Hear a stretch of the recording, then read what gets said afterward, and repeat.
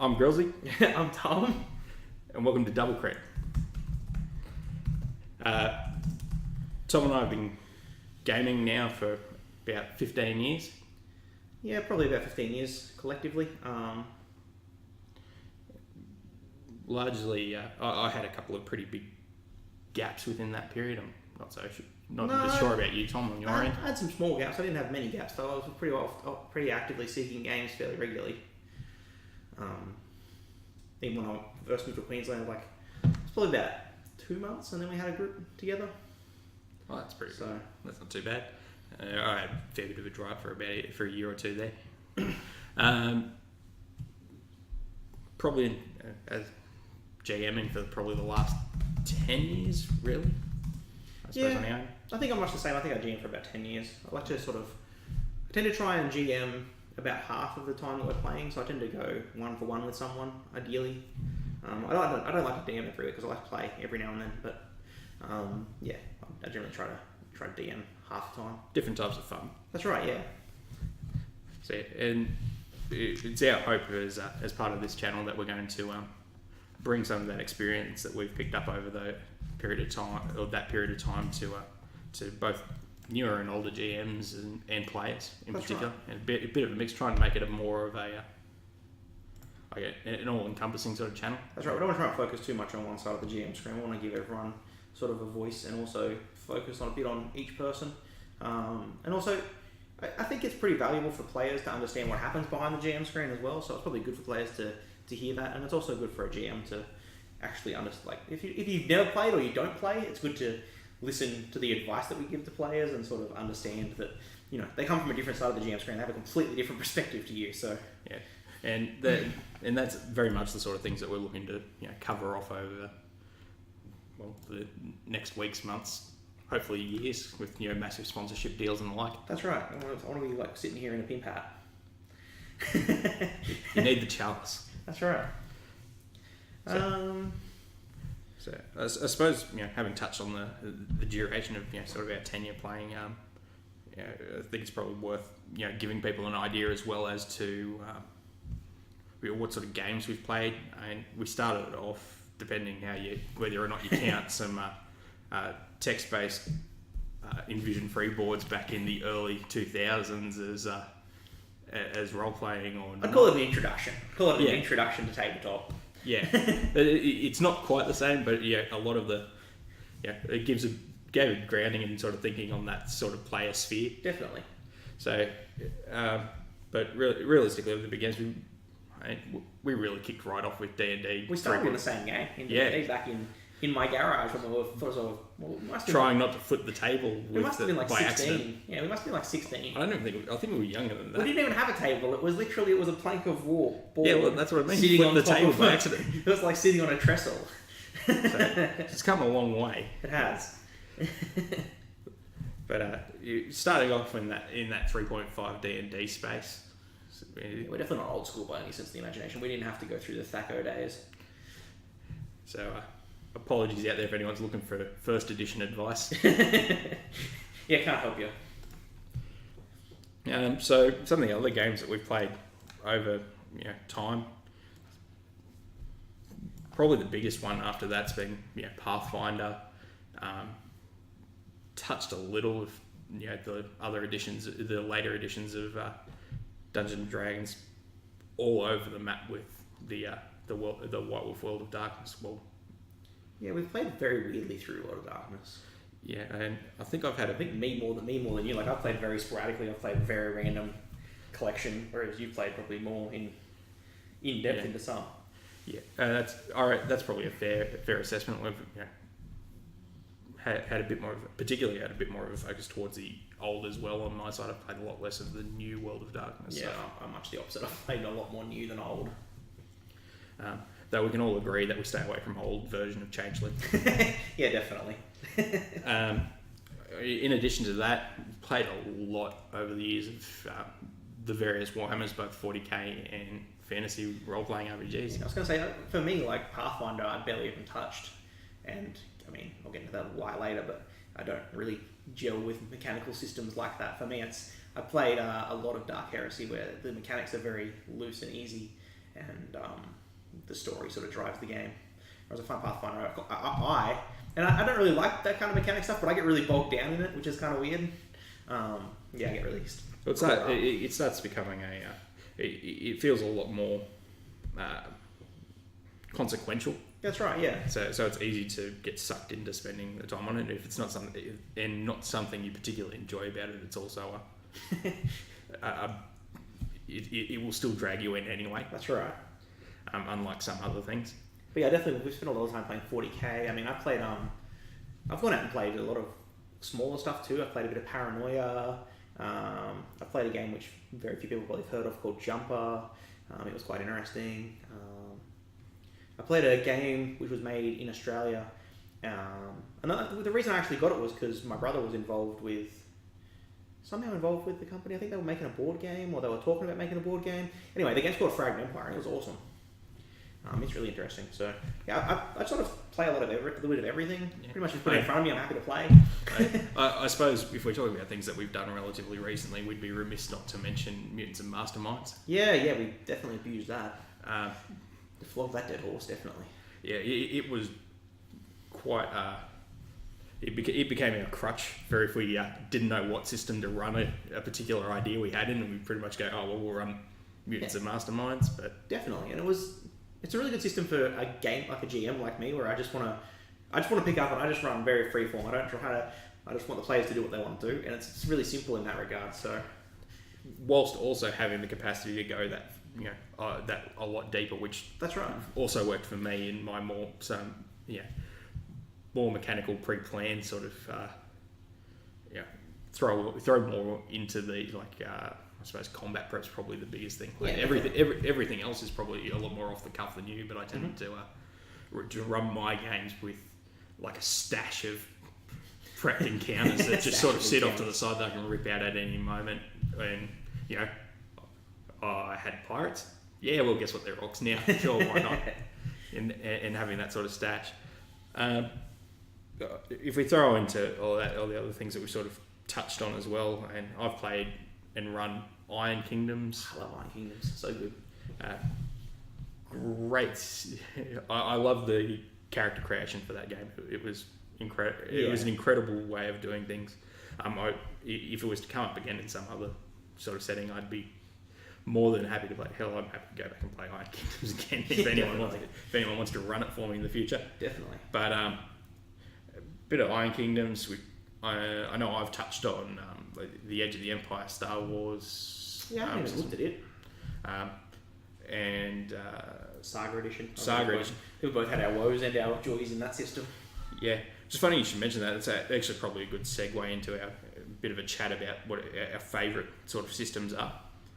I wrote that question down and I was like, I've got a favourite system in mind, and then I thought back and I was like, nothing really jumps out at me as my absolute favourite system. Like if I had to choose, I'd probably go Dark Heresy, the original, like the first edition. I didn't like second edition as much, but I thought the first edition Dark Heresy, with the right sort of group and the right GM and the right mood, it's such a good game. Yeah, and I had a similar thing when I actually sat down to try and look at it and go, all right, so what's my favourite game? And the first thing I actually did immediately was I split it. Like I've got, I reckon I've got a sort of favourite game that I go to run, and one that I love a couple that I love to play. Mm-hmm. Straight off the bat, I sort of went to run. My favourite is probably Mutants and Masterminds. Yep. Yeah, just by both dint of experience, the ability for it to be that easy. You're talking about that if something really came out on the fly, even somebody who prefers the more, planned and sort of pre-scratch noted style of. For sure, but you have the advantage in M&M where you can just scale anything up and down as you need. Yeah. So if anything comes out of the blue, you're like, they're fighting an orc, or they're fighting, a mega hero or something. You just scale the stats as you need them. Yeah. And it's simple. Yeah, like it takes nothing to just quickly, just add one to this and this, and there we go. Perspective, I do think that one probably tops out my list of favourite, at least in terms of like ones at the table. Mm-hmm. In terms of planning and stuff, probably normally I would have answered off the bat that I like my Pathfinder D&D, anything that sort of sits in that space. Yep. However, recently been looking to sort of set up and get ready to run a Stars Without Number game, and the tools that game has provided, and I'm sure it's something we'll touch on a fair bit as we go along, particularly if the game picks up and keeps running. It's something that I found very useful in terms of my liking to branch out and world build in the background. Yeah, definitely. But even before anything's on there, any time that I hit a wall or something, guaranteed, I flip a page and there's a table there going, hey, here's some ideas. Yeah, that's really cool. So I'd say that's probably fairly high up there. As for playing, Rogue Trader came pretty close to the top of my list. Yeah, definitely. Rogue Trader's sweet. Similar reasons for Tom's running of it, in that it's a fairly easy system to just go, oh, yep. It's quick if something weird comes up on the fly. Oh, yeah, this plus that. And just roll under your D100 under this, and it's easily malleable.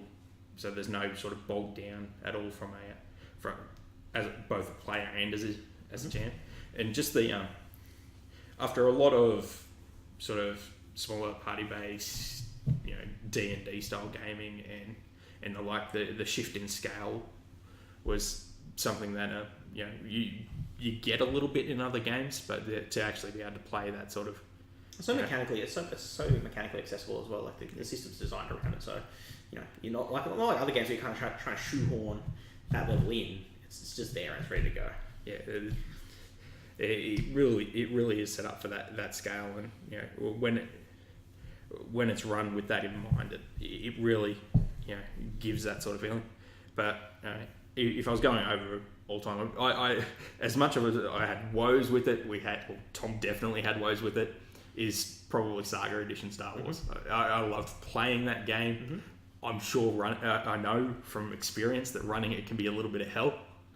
It's just weird running for such weirdly scaled power levels, and that's entirely my fault because every single time, and it's partially my GMing style which causes the problem, but it's every single time I run the game, I just go, make what you want, guys, and we'll play with it. And every single time I get at least 1 to 2 Jedi, and the rest of the party is not Jedi, and then you're stuffed. Because the Jedi can just waffle stomp everything, and the rest of your party's just left in the dust. I promise I won't spend a Destiny point if you're running again. Just to get a lightsaber back. I don't think I made that lightsaber. I think that was the training saber I was given too. It wasn't. That's right.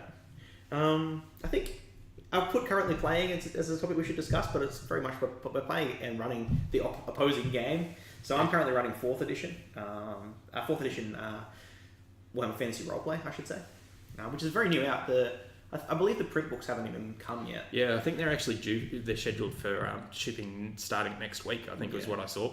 So I've got the PDFs at the moment, the PDF books, the pre-release PDF, and it's spectacular. I love it. I picked it up. I was skeptical. The last edition that you guys played it, I didn't play it, and it sounded not at all my style. No, and it was very. The rules and stuff worked, I suppose, is probably the nicest thing I can say about it. From what I remember of it, it was a fair while ago now. But it was cumbersome to play just because it involved a lot of cards and tokens and the things that some groups would probably enjoy quite a lot.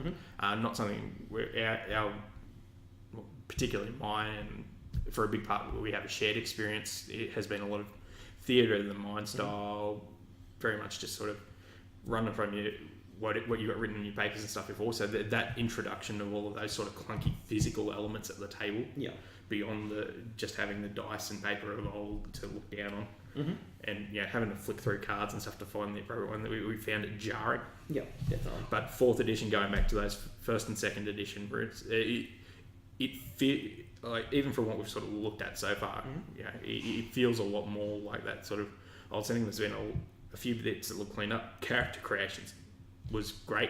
Spectacular. I loved it. And I was originally I was trying to limit the number of non-human races, and I was going to set a hard cap, and then I looked at the rules, and it's there's only a 10% chance that you're not a human anyway. So it doesn't matter.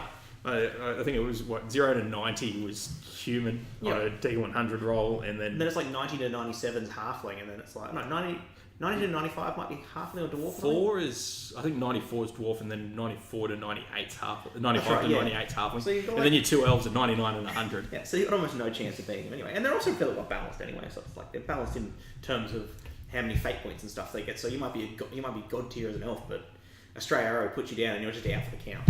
Yeah. I mean, it was pretty funny when we're talking about it at the start. There's like next to no chance that anyone's going to get anything other than human, and immediately one of the guys rolls up a dwarf. Yep. And the play that we both said was there's going to be a drunken dwarf in our midst. just straight off the bat, like it couldn't have been timed better. As Tom mentioned, was sort of running opposing games. Mine's yet to start. I mentioned the Stars Without Number, so quite a bit of a shift in tone between WFRP and Stars Without Number. That's usually how we roll, though. Like we usually run. Yeah, it is strange. A sci-fi in a fantasy game, or a sci-fi in a modern game, or a fantasy in a modern game. Like we try and keep out of each other's zone. Yeah, and particularly when we had mutants and masterminds fighting around, it gave us that, and that was sort of the core system we were running. We could float around, even both run mutants and masterminds at the same time, and have quite significantly different. Just very, very different mutants and masterminds.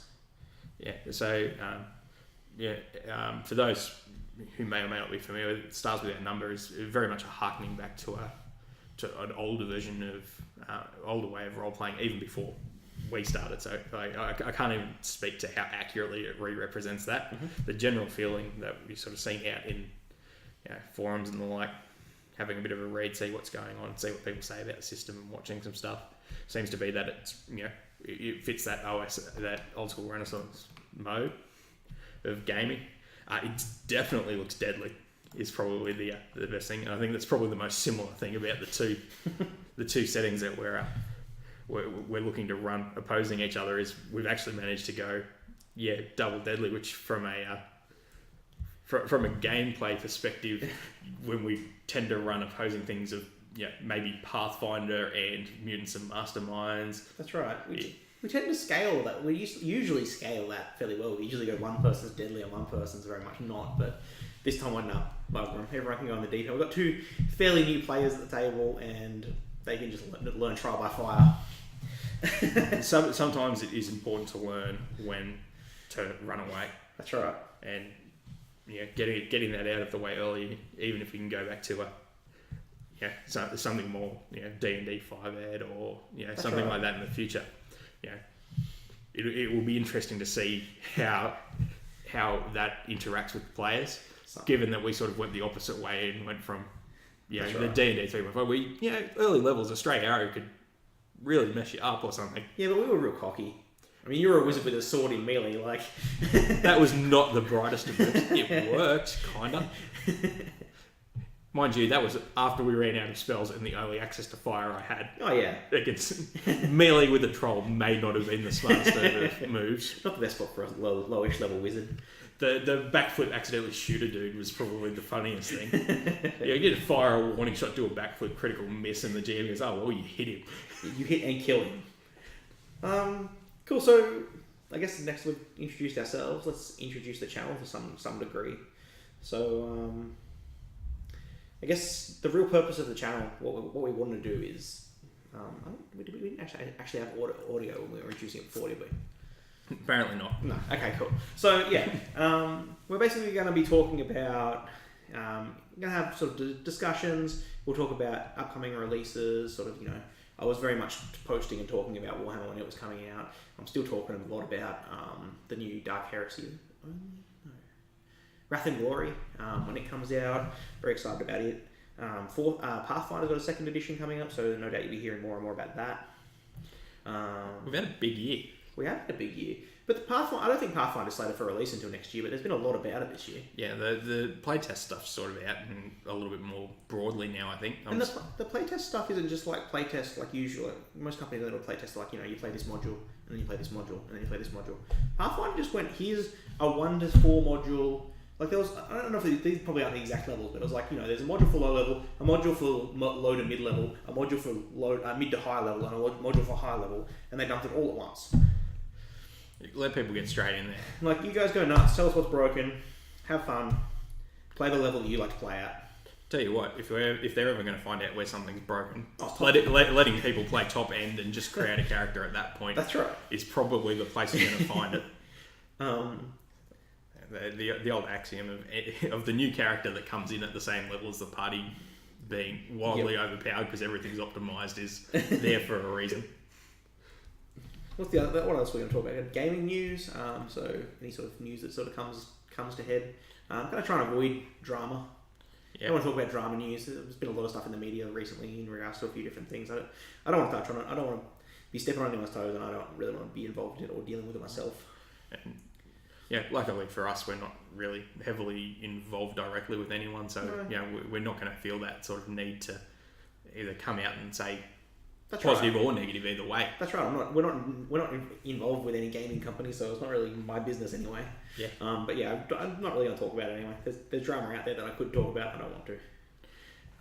We're going to sort of discuss gaming styles. So I think you and I have they mesh together okay, but we're on sort of opposite ends of the spectrum, I guess. Yeah. Not like not like polar opposites or anything. No. But I lean more to one side, and you lean more to the other. I would say. Definitely, and to the extent where we've even sort of experimented with the running simultaneously. That's right. Briefly. Mind you, I don't think that you may remember it differently. It's not that long ago, but that didn't even fall apart as a result of trying a co-GM. That was just we had a couple of attendance issues. We had some attendance issues and it just started to fall apart that way. We had 2 people GMing and we only had sort of four of the 6-ish players showing up consistently, and that sort of became and that was including the GMs. That's right. It wasn't working. Yeah. You can't have the same number of GMs as you have players. I mean, even a 2 to 4 ratio is pretty high. But it was interesting in the sense that it gave us time to sort of you from the more free flowy story side to consolidate your thoughts while something else was going That's right. on, and I suppose for me to readjust and stuff on the fly for the more mechanical things that were going on in the. That's right. Yeah, I ran the plot mostly, and you ran the story, the encounters mostly. I mean, we obviously blended together and worked together. It wasn't like you were running an encounter and I ran a plot that led to that encounter or anything. It was very much free form, but. Yeah, it was. But being able to see where the story was going from while you were running that allowed me to readjust things on. That's right. Sort of in the background, so when that the it all matched up. When the players made their dumb decision of the night or their weird decision of the night, it let me steer into the wind and find out, actually lead the story where they were trying to go because I had time to readjust. So that was really cool. Yeah. The ability to just go, let's just toss in a bit of an encounter here that may or may not have been particularly important. Mm-hmm. In fact, the one that almost accidentally killed the party was probably funny. That was a case of and you'll definitely see this as a GM. Sometimes you got to rescale mid combat. Oh yeah, definitely. Yeah, especially at the start. It's hard when you first start out to get the scale exactly right. And you don't want to TPK the party for session 1 because you stuffed up. Exactly, and I think that's the key. There is rescaling sort of stuff as as a result of you making a mistake is different to trying to make any sort of rescaling that is people should always win. That's right. I think it's also important to tell the players when you do it. Don't try and do it behind the GM screen and then just be like, they won't know, because they will know when they've been hitting on 16s the whole time and suddenly they're hitting on 12. They'll know. So I was supposed to be like, guys, I didn't mean to make this encounter this lethal. We're going to bring it back a little bit. My favourite one from running Roll20 is forgetting that everything, if you put it on the same, if you just drag the tokens from the same thing, they share a hit point pool. Yeah. That was probably the funniest one when I'm like, oh, wait a second, no wonder this is easy. They've been drawing off the same thing. The other thing we're going to talk about is ways to enhance your play. So we'll talk about pitfalls that we've fallen in as players and as GMs. We'll talk about the ways to avoid them and things that you can do and that we've done, the things that we've tried and have worked and haven't worked over the years to sort of make the game better. And even in those cases where things may not have worked, what we've taken out from that. That's right. Rather than saying something going forward in this sort of thing and going, no, you should never try this. Mm-hmm. Definitely coming from us with a slant of, here's what we learnt trying this. Mm-hmm. Feel free to go nuts and go try it again, but keep this in mind. It might not have worked for us, but it might work for your group. Like, every group's not the same. Well, exactly. Like the first thing that jumps to mind there is that going back to that Warhammer 3rd edition. Mm-hmm. Yeah. Again, some that will work for some groups and just didn't happen to work for ours. Yeah, definitely. Yeah, same thing for lethality, same thing for tone of game. So even things like trying the co-GMing we mentioned before, all that sort of stuff, and the things we've learned. And I would be surprised if we have it as a sort of standing, component of session of our of episodes going forward. More of a as it comes up. I think it's probably when we'll see more of it. That's right. Unless there's a particular query or something comes in to discuss an issue or something like that, or we seem to be hitting on similar notes for a while. We might do a bit of a consolidation at some point. Yeah. But that sort of stuff's going to definitely be coming up organically as we go when we're talking about different things.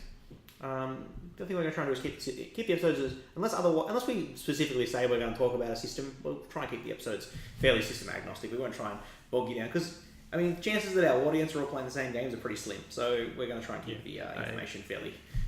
If we'd been running and talking a lot about say D&D or Pathfinder or something, we'd be talking about something that we're probably no longer as on the pulse with, just from lack of currency. Right, but everything we talk about that's system agnostic can be of benefit in any game. It might work it could be useful in D&D. It may not always be. We might have something specific about if you're running sci-fi, you might not want talking about general sci-fi. You might not want to throw some of that into your fantasy, but there is a lot of crossover there too. That's so right, even those sort of discussions that we might get into in the future, hopefully are going to have some benefit to you guys. And we're going to try and keep the information relevant to both sides of the table as much as we possibly can. So I don't know if we touched on it a second ago, but we want to try and keep it so that you guys can, if you're a player or if you're a GM, you can sit down and watch the show and you can understand sort of what's going on. But when we do touch on things specifically for GMs, I think as a GM and as someone who both GMs and plays, it's good to see what happens on the opposite side of the GM screen to where you sit. Oh, definitely. And whilst there's no learning experience quite the same as actually being on that other side of the GM screen, sure. Having a bit of an understanding about what's going on over there will help make you a better player as well. Just from you can understand some of the things that are there. Even if it's something as little as going, I didn't realise there was this much work that still goes on during a play session, so that's why it might take longer. And having that level, a bit of understanding, that's right. Yeah, definitely. Yeah, it may not even necessarily be like a mechanical or a gameplay thing. Just knowing that this is the sort of stuff, can definitely help you be a player, and stuff like what to be on lookouts for as both players and GMs for. Definitely, there's things like tells and things that GM, your GM calls a break, don't be pissy about it. Your GM's probably trying to figure something out. And there's definitely certain things we'll touch on where it's like, it's definitely beneficial for players to understand what's happening on the other side of the GM screen, and it's also beneficial for forever GMs. There's plenty of them out there to understand what the players are going through and what they're trying to figure out, because it's not always apparent. Yeah, definitely not. And you see, we've probably seen a lot of that experience, particularly in when you start getting into sort of lore heavy games and things, where sometimes you might think as the GM you're sitting, even in just investigatory games as well, but other ones that have a particularly lore based, I'm thinking your Warhammers, like you're running at the moment, being something like that could be a particularly glaring oversight that somebody shouldn't make, and being aware of that as a GM, that sometimes some of these things that a player might not pick up on just by either lack of knowledge, they've lost a momentary lapse of concentration and things like that, and being able to build around that. But also as a player, hearing about that is what you should be taking. What we would hope you'd be taking away is here are different ways that your GMs could be doing stuff, and if you and it gives you an idea of the things to look out for as well that they might be trying that you're still overlooking. That's right. Yeah. So definitely. It cuts both ways. We're going to give advice. So the way we're going to do advice is sort of towards the end of each session we'll have a Q&A. And we'll basically open up to Twitch chat. We'll let you guys ask whatever questions you have. We'll try and answer them the best we can. If you ask us a very specific question about a rule or something, you might not get an answer today, but for the most part we'll try and answer whatever we can. I mean, if it's something like that rules question, if it's something that we probably need a little bit of looking into or not, we probably won't give you an answer at the time, but there's every chance that it might give you hey, this is what I would rule off the cuff. That's right, Yeah, that sort of idea as well, because there is nothing wrong with that sort of response. No, that's right. in a That's real how we situation. run anyway. Like we both very much, if we can't work out the rule then and there straight off the bat, we make a hard decision. Yeah. That's the decision for the rest of this game or the rest of this encounter, and we'll come back to it. Exactly. But yeah, we're trying to open up the discussion at the end to you guys. So if you guys have any specific questions for us or about the games or whatever, we'll be able to answer specific questions. That's the advantage of running it live on Twitch as opposed to just running it as a YouTube channel. Although we probably will be uploading this to YouTube at some point as well, to have a bit of, just to have it there permanently. What he's doing is reminding me that I shouldn't swear too much. Yeah, don't swear too much. I don't want to get the money before I've even got any income. Exactly. And then probably not a lot, but every now and then we might review a product, talk about something, or maybe talk about something old or new, or talk about our feelings specifically around the system. Yeah, and some of that will happen organically as well, just as a result of what we're running or playing at the time. I mean, even before we were talking about how much we love Eminem. I mean, Yeah. So it might not be a full in-depth review, but it's a mini review. Gets our particular view across fairly starkly. That's right, and we'll talk maybe a small amount every now and then about tabletop gaming outside of RP, like Warhammer or something, if that comes up. Can't think of anything specific off the top of my head. We don't really play a whole lot anymore, but Definitely did in the past. And, Definitely did in the and past. I'm sure that I know there's things that I've taken out of that I utilise in my in GMing in particular. Obviously not rules, but it wouldn't be I can tell you now, if I was to do it again in the future, it wouldn't be the first time that I've used a 40k game that I have a particularly vivid memory of as a background for a battle or something going on in a different game at a tabletop. yeah, for sure. Because you've got those sort of beats. That'd be something that we'll touch on as well, as places to draw inspiration from and things as we go. So again, probably in a system agnostic manner, but most likely going to be if you're looking to draw on sci-fi or things like that. Here's a couple of bits and bobs, Definitely. places that we grab stuff. Horror's always hard for me because I'm a giant pussy when it comes to watching horror movies, but I love horror games and I love like horror. I don't know. I can't think of a really good example of it, but I like being the monster in games like Changeling, like Werewolf, like that sort of stuff. It's very fun. But I like to. He's trying very hard not to say that he wants to play vampire again and just be some crazy, evil, domineering. But I just think that horror for me is a hard one because I can't watch a lot of horror movies because then I just don't sleep for 3 days. I do. I do remember a session some time ago with you. I think it was you and Jim may have lost the shit a little bit. I think it was leeches falling out of trees on you or something, and moving through like a dark forest or something, and it elicited a little bit more of a response than I was expecting.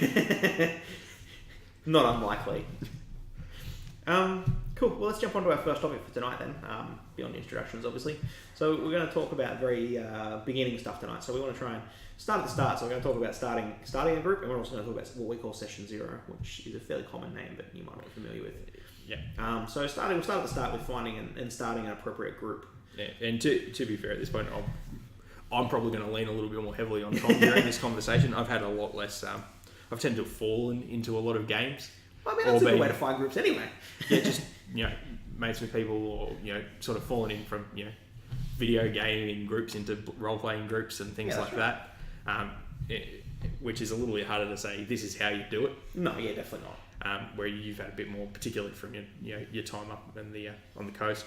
That's right.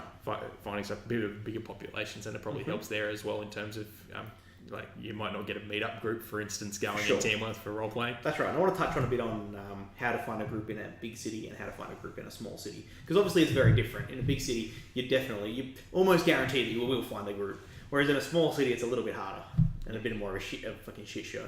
So in a major city, you've got a few different options. You can use sort of Meetup, as you mentioned, Facebook, Reddit, and Facebook's pretty good even in a small area, but you can sort of just spread your wings and post some messages in various places. Someone somewhere in that situation is going to go, who's doing the thing? Who's playing the game that I want to play? And then, your smaller towns, you're going to want to go and visit sort of like your local store, should you be lucky enough to have one, I Yeah, suppose that's we should right. add in here. I guess if you haven't, where we are is very much a regional hub, I would say. Yeah. Like, it's like a hub town. It's city. Hey, it's a city by every reasonable definition of a city. It's just not a big one. That's right. So it's like, you go to your local game store, or you look on Facebook and you try and find like a gaming group or like that's for your area. Like we have a games club in town that one of our friends runs. You would start searching for things like that. So you're not trying to find like a games club or a gaming store, or even just a local store that happens to sell gaming supplies. Chances are they're going to know someone. That's right, and you just put your name out there and you just say, hey, I'm looking for people to play with. I'm new to the game, or I'm not new to the game. However, whatever the case may be, you want to give them some information about you as well. Word of mouth, obviously, you talk to your friends and see if anyone is playing. Assuming that you've got similar tastes and things to your friends. That's right. You're probably going to have some crossover there into some interest there. Don't expect everybody to be on board. I think is a good thing to keep in mind too. That's right. But don't be disheartened by. Don't be scared to ask people either. That's probably the big one too. Like, there's been plenty of people that we've picked up along the way at different stages that you probably wouldn't immediately go, oh yeah, that'd be a gamer. I'll go ask them. That's right. Well, we have Dad at our game. My father at our gaming table now, and I just one night decided, hey, you know what? Dad likes games. Let's just ask him if he wants to play. Yeah, see what the chances are. He seemed to have fun. Yeah, he did. He seemed to have a really good time. And he was telling me the other day about all the plots that he thinks are happening, like his theories. Well, that's always a good sign. That's right. If your players are hitting you up with theories and stuff, particularly when we're playing at the moment, there's that sort of 2-week gap between your sessions. That's right. That's a long time to have been keeping on it, particularly if he's been talking to you sort of this week. That's right. He was speaking to me like Monday, Tuesday this week about it. So, we're like 10 days on. Yeah, perfect example of someone that you might not have immediately thought might be interested in. No, that's right. I just put it out there. I'm like, well, what's the worst they can say is no. So in this exact same situation. You're still in the same position. So I think at the end of the day, if you're having trouble finding a group, your best bet is just to go and read the rulebook and start a group. If you really want to play, that's the best way to start. Yeah. If you cannot find a group, start one. DMing, sitting on the other side of the game table, of the GM screen, is really not that much harder. It starts out, there's a bit more of a learning curve because you really need to understand it a little bit more than the players, but because they will look to you as a that's right. Well, as the guy who falls. And again, it's a big thing of it is that sort of trying to avoid using the word mystique around the being on the other side of the screen. Should you use one? Yeah, that's right. That idea that something's going on, and sometimes that gets in people's head who think, oh, I can't run. That's right. Most people can. Like if you just sat down and actually did the initial work, you'd be fine. Yeah. The thing I like to point out to people if they're having those sort of thoughts of whether or not I don't know if I can run or not, I'm not sure. Particularly if it's a brand new system that no one in their group's played or anything like that, is somebody was the first GM sometime. That's right. Someone has to have been the first GM. So you've really just got to just suck it up and do it. And you can guarantee that it did not go well. Oh yeah, for sure. And it's a skill like anything else. That's right. Your first game, who cares if it doesn't go well? Tell them it's your first game. Run it silly. Who cares? Yeah. Get used to it. Find your feet. If everyone knows that you're new to it and everyone else is new to it, they're not going to care. No. Yeah.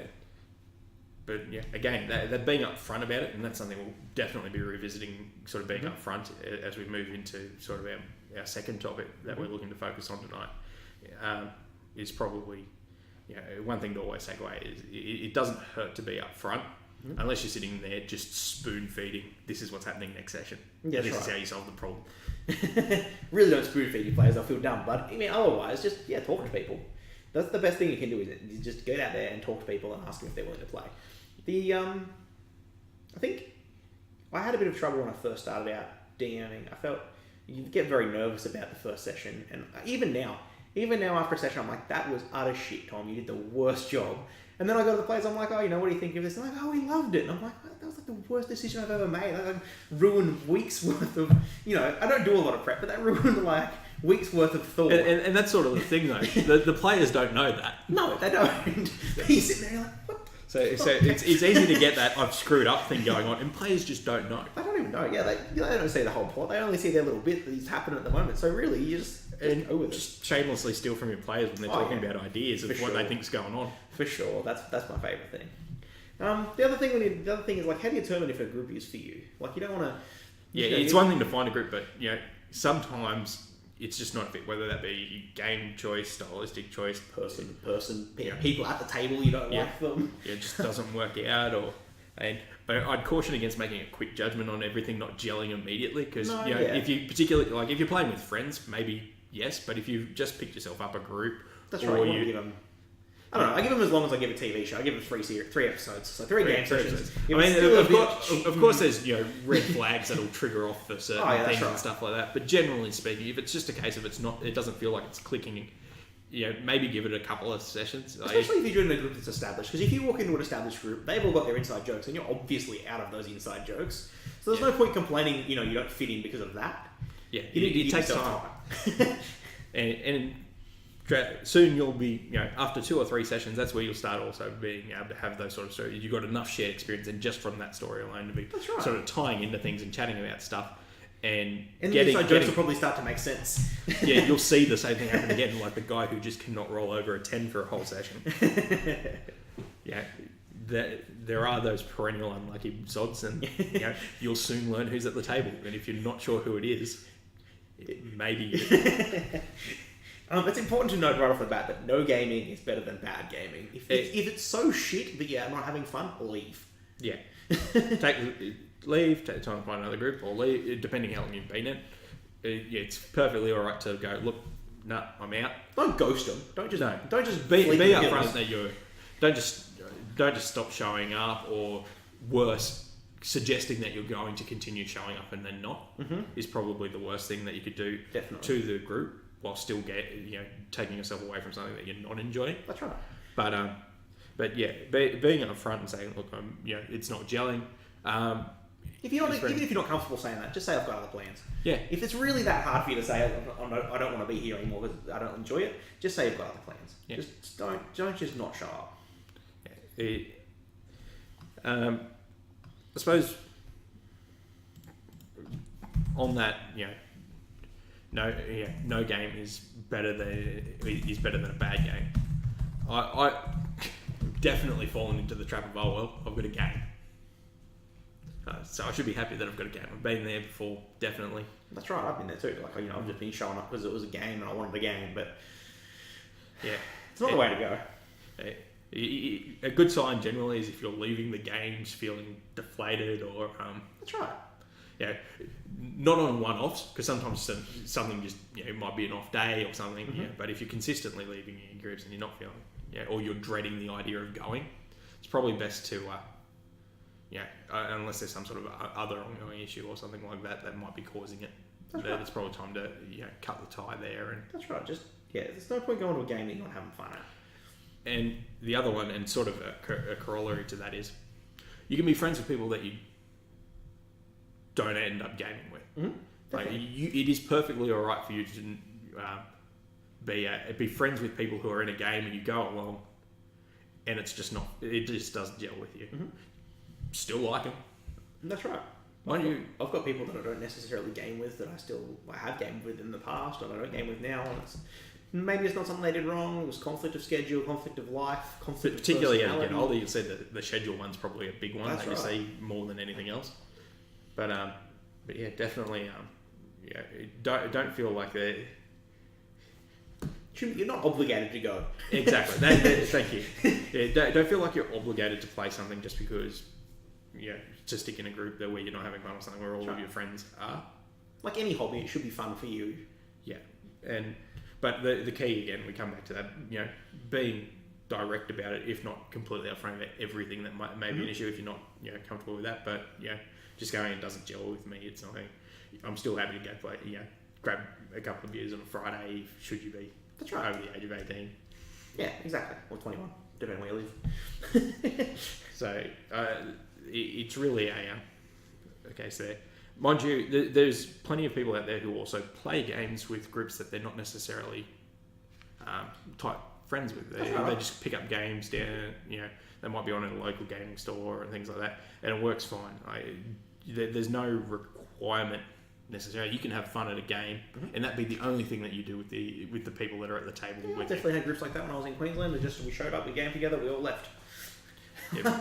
You know, we talked about things while we were there. You're not obviously, you know, you're in a social situation, but Yeah. at the same time, we weren't mates outside of the gaming session. Like that was the only time I ever spoke to those people. Yeah, and that's perfectly all right as well. There's no need to feel like you need to force a No. greater connection if one you're not feeling it in particular or anything like that. So, but definitely we can't stress enough that no gaming is preferable to bad gaming. Yeah, Because the last thing we'd like to see happen, and things that, you know, I know there was a brief period when we were playing online where I really got to the point of just go, well, bugger this, I'm packing in them.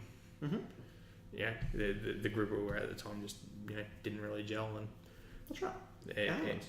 and it was, why am I even playing games? And within 6 months or something, I was playing again. That's right. And far happier for it. So once you find a group, you want to try and find out, like you want to try and group with people that have sort of similar, like point topics you can actually talk about outside of the game, because there's going to be downtime between things. Yeah, you want some You're gonna talk. elements of commonality. So there has to be some similarity. Like you're not going to show up at a table, like I wouldn't show up at a table where everyone else loved football and that was all they talked about, because I would have nothing to add. And then you would feel ostracized because you've got nothing to add to the general conversation. It's just going to make it awkward for you. Yeah, so good fit there. Riffing off of that a little bit too, you also got to look at, you know, their style of play, which you may not know for a couple of sessions, and it's worth having a chat with whoever's running that game, whether or not that be the host of the gathering, the house, or the GM, or whoever it happens to be. To get a sort of feel for, you know, how it generally runs. If you're new to the game, to gaming in full stop, it may not be as useful to have that sort of initial conversation. It might not be But something. in that case, you definitely want to talk about being new to the game, because Yeah. you don't want to show up. You want to have new that the game conversation, and they yes. expect you to know things, and you're like, oh wait, I don't. Yeah. So definitely, if you're new, making that, you know, up front, is a big thing. But if you're a person who plays games and has an idea of what they're sort of like, looking for commonalities there.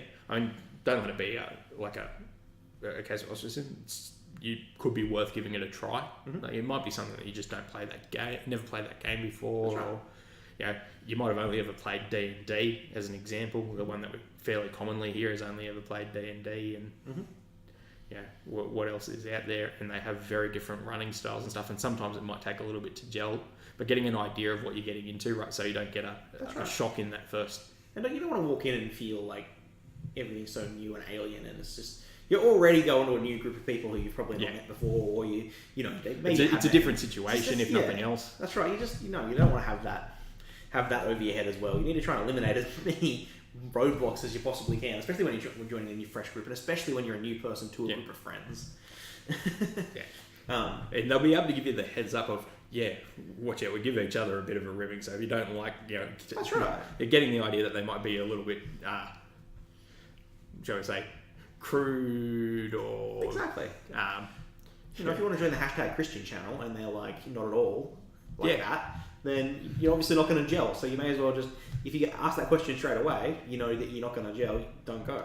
Yeah, and it doesn't even need to be like explicit sort of questions. You could I'd just start with just asking, so what's the general feel of the group? Like, how, what's the dynamic like? That's right. I'd probably steer clear of questions like, so, you know, what's this player like? What's this player like? What's this player like? Don't get into that. Out. But and most people can give you a general overview of their table pretty quick. Especially the table mannerisms, and that's just something we'll cover a bit later on in the sessions. Exactly. But just from a social standpoint, they're likely to be able to give you generally we're a bit, you know, free flowing and fun, and we have a lot of, you know, table talk, and we play silly games. We play really serious games. You're required to wear a costume for this group. You're required to just be in character the whole time that you're at the table in this group. Like, it's, you know, every group's got different rules, and it's best just to get the question out of the way right away, so you're not going to be comfortable. Exactly. It's worth organising some kind of social gathering away from the game table first, like your first thing, if you can, because then you'll get to actually speak to the people in a more personal way, and kind of understand whether or not that you are going to actually not so much make friends, but fit in with them. Yeah, you don't need to come out of it as best buddies, but making sure that there's some degree of there's got to be some cohesion. That's right. And you're not going to show up. You don't want to show up and then find out that they're like polar opposites to you. So you want to sort of have like a barbecue or go to a restaurant or go to a bar or something, whatever's comfortable for you, whatever's comfortable for them. Yep. And sort of just have a chat, even if it's just a chat about the game. But yeah, just like a chat. And it's worth noting as well, particularly in the current era, that if it's just a Google, I was about to say Google Hangout, but that I hear is on the way out. Okay, welcome to 1996. I was thinking of something that wasn't an explicitly tabletop-driven sort of area. Just jump on Discord and have a chat. Discords, Half an hour. A bit of a chat about things. Whoever it is, get the introductions done, see how it all flows. And if you can establish early that you'll maybe do have something else in common, like for instance, say that you've managed to establish that you'll play Overwatch or play Call of Duty or something, maybe you have a quick game of that one night, just to see how you go in like terms of communication to each other, both during play and during the downtimes of it, to see what it's like when things aren't happening. Is there that sort of does it fit all right with you? Does it fit your way of doing things? That's by no means a commitment to go out and play a different game or anything with them, but it's having that thing to come back to a more analog sort of thing. Nothing wrong with your first session instead of actually playing a role-playing game, assuming that you're keeping people abreast of this fact, is to but if you've got access to it, bust out a couple of board games or Cards Against Humanity. Trust me, you'll learn pretty quick if you're playing Cards Against Humanity where everybody's sense of humour lies and whether or not you're going to fit in. And you could end up at either side of the spectrum. So having that something rather than diving full into we're going to have a D&D campaign and it's going to go from levels 1 to 20 and we're going to be every week. You can start off with something that's all right. We're going to have this sort of get together. We'll see how it all go. Do we get on well generally enough? And is there a fist fight? Yeah, that's probably a pretty good gap. So getting that initial sort of engagement, not as part of the actual game itself, out of the way. That's right. Because noticeably, if you start with running the game as the first thing where everyone's meeting, you're dealing with people learning systems. They're trying to read and flip through books. They're probably not having that sort of... And just the awkwardness of it as well. Like it's already... Your first session with a new group is always a little bit awkward, finding where your character... what level of characterness needs to be. But then, you come back and you're like, if you can skip that, if you can have that awkwardness, the social awkwardness of it separately, the introduction awkwardness of it separately, and then have the campaign awkwardness, it's a little bit easier. There's no benefit to piling up on awkward. That's right. And again, drink responsibly, kids. The idea of going to a bar or something, getting there is a reason why a couple of beers and is good for that sort of meeting people, because social lubricant is a term that I was quite fond of for a period of time when I was meeting a lot of new people in college and things. It's a quick way to not advocating just drinking to meet people, but it's a reasonable thing that can help out in the that sort of situation is a good place to meet people and get a bit more of a conversation going. People are a bit more, and it's less intrusive than sort of it's just you and me sitting down, never met each other, having a chat, no one else around, or just a random online chat or something. Yeah, exactly. With someone you've never met, having that both the added benefit of distraction and cross-talk and things like that you can grab a hold of going on, so you're not dealing with dead air or and the like going on around you. Exactly, yeah. It helps get around a lot of that awkwardness that might have if you're sort of all just sort of sitting around at a table looking at each other. So, I mean, chat's telling me that board games help newer players learn to work together, which is obviously a good point as well. Yeah, particularly very, very good both cooperative.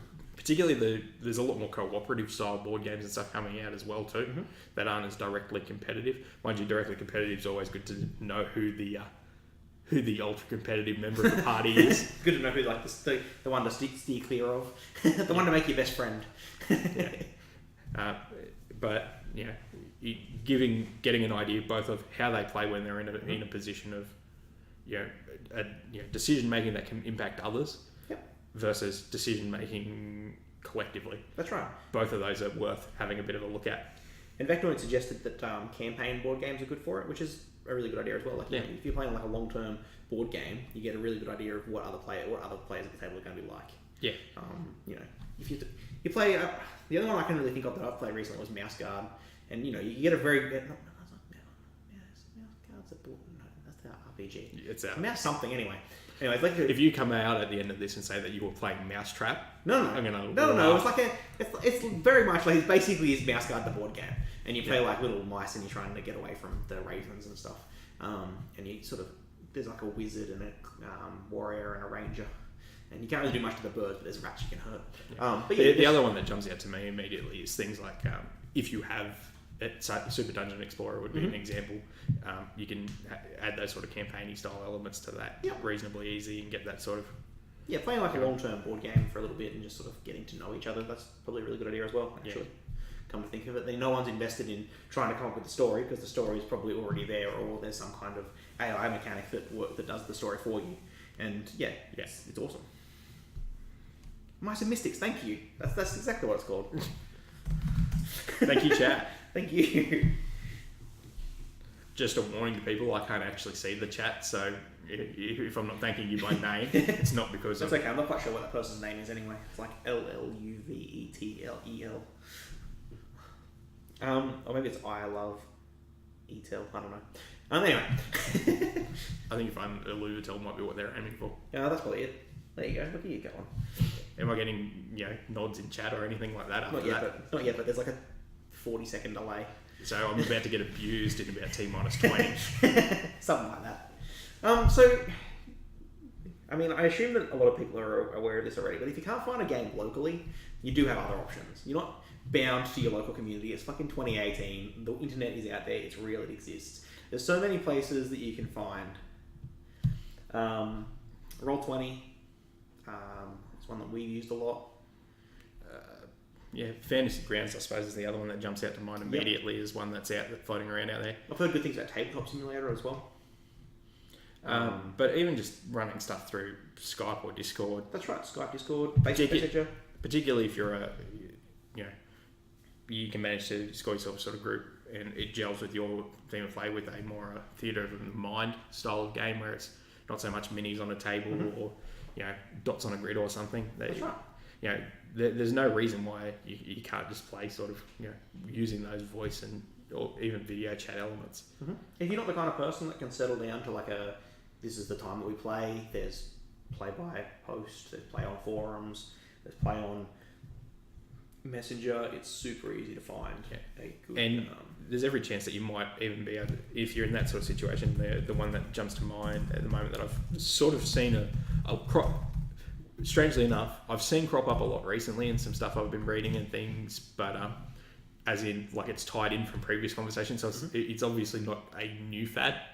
It's just something that's been, recent that I've recently is the West Marches style game. I'm not sure how familiar you are with that at all. No. And from my understanding of it, having not run one, the idea there is, to use D&D as an example, you've got Forgotten Realms. Your players are in Forgotten Realms, and what happens is you only run when everyone's free, and the players have got an idea of something they want to do. And realistically, it's up to them in conjunction with GM as well to be able to say, I'm free or whatever. But rather than, particularly for those groups that may find that they don't have they don't get to play particularly often or they're sporadic in nature, they might be able to go, all right, we're all actually free, we'll do a pickup game on this date, and we will use the same characters that we always use, and here's an idea, here's something that my character would like to do, and everyone goes, I'll tag along. Yeah, that's pretty cool. That's very interesting. And that sort of just does that. And you can have people drop in and out because with the idea of it sort of being a little bit more contained and sort of like a series of small one-shot adventures that are all tied together as opposed to a dedicated campaign from end to end. It's a cool way to run it anyway. Yeah.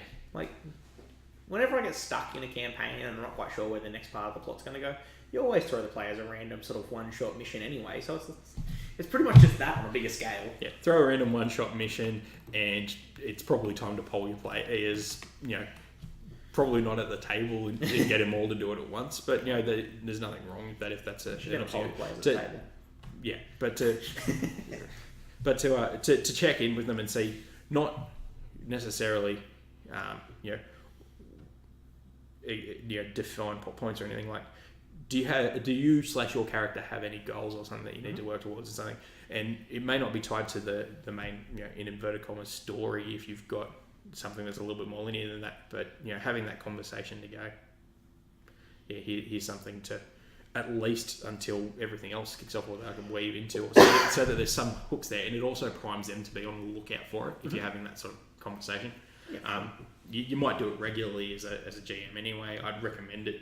Maybe not all incessantly, no. But having that contact with one or two of your players over time, maybe over the week or so, but however often you play, just touching base and see where they're at. Mm-hmm. But again, there is such a thing as overkill, so don't be bugging them all the time. No, you can't. Though if you're GMing, be prepared for the reverse to occur, because all those players don't know when everyone else is bombarding you. Mm-hmm. So there is it's almost guaranteed that you'll have points in time where everyone's going to hit you with messages at the same time to try and think of something or ask questions about, so they've got a character ready for the next week, mm-hmm. or something like that. And not to call, but there's a good reason why people call it that. There's crams coming up to exams, so expect in the last couple of days before you're due to run again that you're going to get that sort of quick rush of questions. Oh yeah, that's right. It's like 2 days before you run, suddenly everyone's like ready to make their character, and you're like, crap, I'm doing stuff too. Just be ready for it to happen. Exactly. But yeah, so if you can't find a group sort of in your local area, you've got options. We use Roll20 fairly, because when I moved away from town, I lived just sort of 8 hours away for the better part of 10 years. And we just played online. Yeah. Pretty good solution. Played very much with a similar group that we used to play with and just jumped online. So there's always the options out there. It also broadens your pool as well for, if if somebody drops out or anything to find a replacement, like if you're already in that sort of online space. That's right. And, you're not sort of bridging the gap of trying to find somebody online to sort of Skype into an existing group, for lack of a better way of putting it. That's right, yeah, exactly. That's all at a table or something like that. So you do have benefits on that side of the fence as well. That's right. Once again, you could even use Roll20 if you did live in the same town. You could use something like that. Yeah. Definitely use an online platform if you were in the same area. Even when I did first move back to Tamworth, we were still playing on Roll20 predominantly because it was easy. It's easy for everyone involved, for both from a timing perspective and just from It was legit. It was just who has space. Easier. That's right. None of us had the space. Although now I have a big gaming room in the process of being finished. So table will become a thing again. And it would be remiss to not mention the fact that you do get a very different feel for games. Oh yeah, definitely. Between the two, having people at the table is a different feel to playing with people online. Mm-hmm. It's a different dynamic. So if you've been doing one, we do recommend, well, I definitely do, giving the other a crack. Sure. Not saying that one or the other is better, because I know for a fact that there are things I like about both. Mm-hmm. It's funny how much I learned from running online as well. And the limitations of the system that we were using at the time, especially because I was a very early adopter of Roll20, I would say. Yeah. And just the limitations of their system changed my GMing style a lot. Yeah. It's a lot different now. You can do a lot of the things that you do at a table, you could do on their platform, but at the time you couldn't. And it was really a glorified grid that you could move icons around on to start with the chat function. That's right. And it changed how I GM'd a lot. So that's just interesting. Yeah.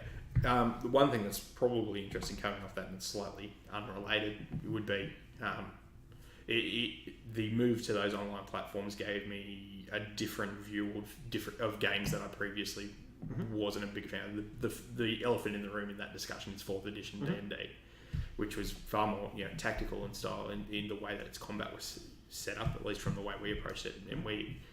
And when I've played it, coming from groups that have been primarily theatre of the mind, a lot of the stuff just doesn't seem to click. But having played games on Roll20 now, where you've got that grid there, it's easy to drag people around, it's nice and clear, it's not scribbles on a page trying to with lots of eraser marks for when people have moved from one place to another, and That's right. Move like 5 times in a round, and it was just confusing as hell. Yeah, that nice, clear. This person is this far away. It makes some elements of more tactical style of combat in games that lend themselves to that. More clean, and I can honestly say that there would be periods where I would run at the table, and I'd have absolutely no qualms of probably having the laptop open in front of me and have whatever I'm doing, even if I'm not displaying. That's right. Roll20 or a virtual tabletop of any description to the players, I might still be running from it as something that's got a more concrete sort of job to it. And it was funny because like the first thing that I put into the new games room was a TV that I could stream my Roll20 to, so that I could still fall back on that crutch if I need it. Yeah. Especially coming back to a tabletop gaming, like physical tabletop gaming, from not having done it for the better part of 10 years. It's been a while. It has. It's probably been about 5 years, if I'm honest, in terms of when I haven't really tabletop role played. But it's just good to have the crutch there. If I need it, I can open up something and stream to it. I think the thing that I'm going to miss the most is macros. The ability that those online platforms have to be able to just save a roll that you can just hit a button and it happens rather than redo all your math while you're sitting there. I think that's something that I'm probably going to miss, but I would hope that it's going to come back pretty quick. We got by plenty fine without it in the past. That's right. I'm sure we can do it again. Just spreadsheets in space. Cool. Well, I don't think there's really much else we can talk about in terms of starting a group. If anyone has any questions, feel free to drop them in chat and we'll touch on them in a bit if we come back to them. But yeah, realistically, you just want to try and find a group of people that you gel with in some way socially, and then start rolling dice. Enough that it's not perennially awkward. That's right. And just start rolling dice with people. Who cares? Just don't feel awkward about it. And if a worst case scenario, start your own group. Yep. That's really what it boils down to. Pretty much. Chances are you'll be able to find someone that you know that's interested in gaming that will play with you. So cool. So the next thing we want to talk about is session 0. So Grillsy, what's session 0? To give people unfamiliar with the term, or who to get us at least on a common point of what a session 0 is, because there may be some slightly different definitions floating out there for people. Yep. In short, it's effectively a planning session with the whole group. Generally encompasses character creation, if not in total, at least to the extent of discussions about what sort of characters people are going to play and the like. And a big part of the idea of it is to set expectations for what's coming ahead for the campaign. It's the opportunity for the GM to say, look, this is the sort of thing that I've got in mind for what I'm running in terms of a world and a set and a particular style. This is the feeling I'm going to evoke.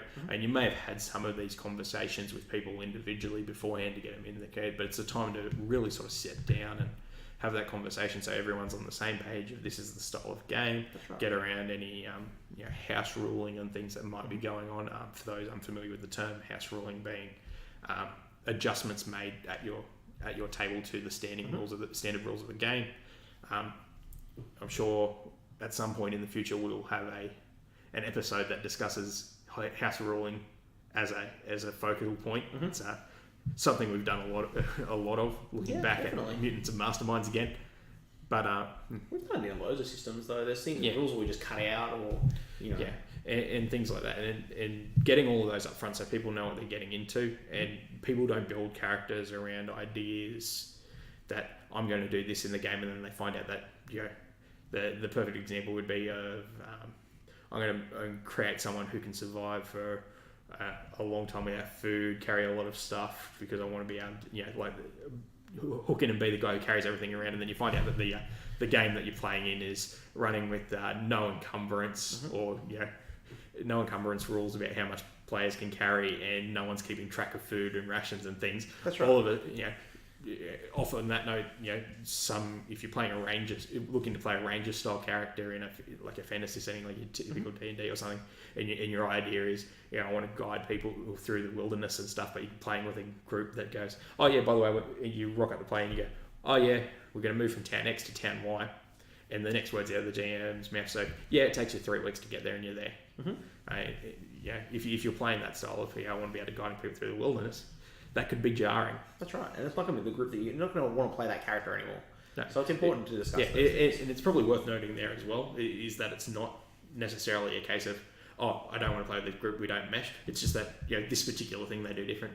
Maybe, you know, play a different style of character or readjust what you've got. That's right, definitely. So to not be as focused, but, you know, session zeros are there to sort of get that idea across. That's right. So the things that I think you really need to nail down right in session zero need to happen straight away. So anyone who's new to the group who, for whatever reason, you've decided you didn't need to do any of the stuff we talked Or about the whole earlier. group if it's a new group. That's right. You just need to introduce them to people. Introduce everyone so everyone knows who everyone is. I mean, if you're like me, you're not going to remember anyone's name, but Hey, just you know, someone told you it at some point, so it'll be in the back of your mind.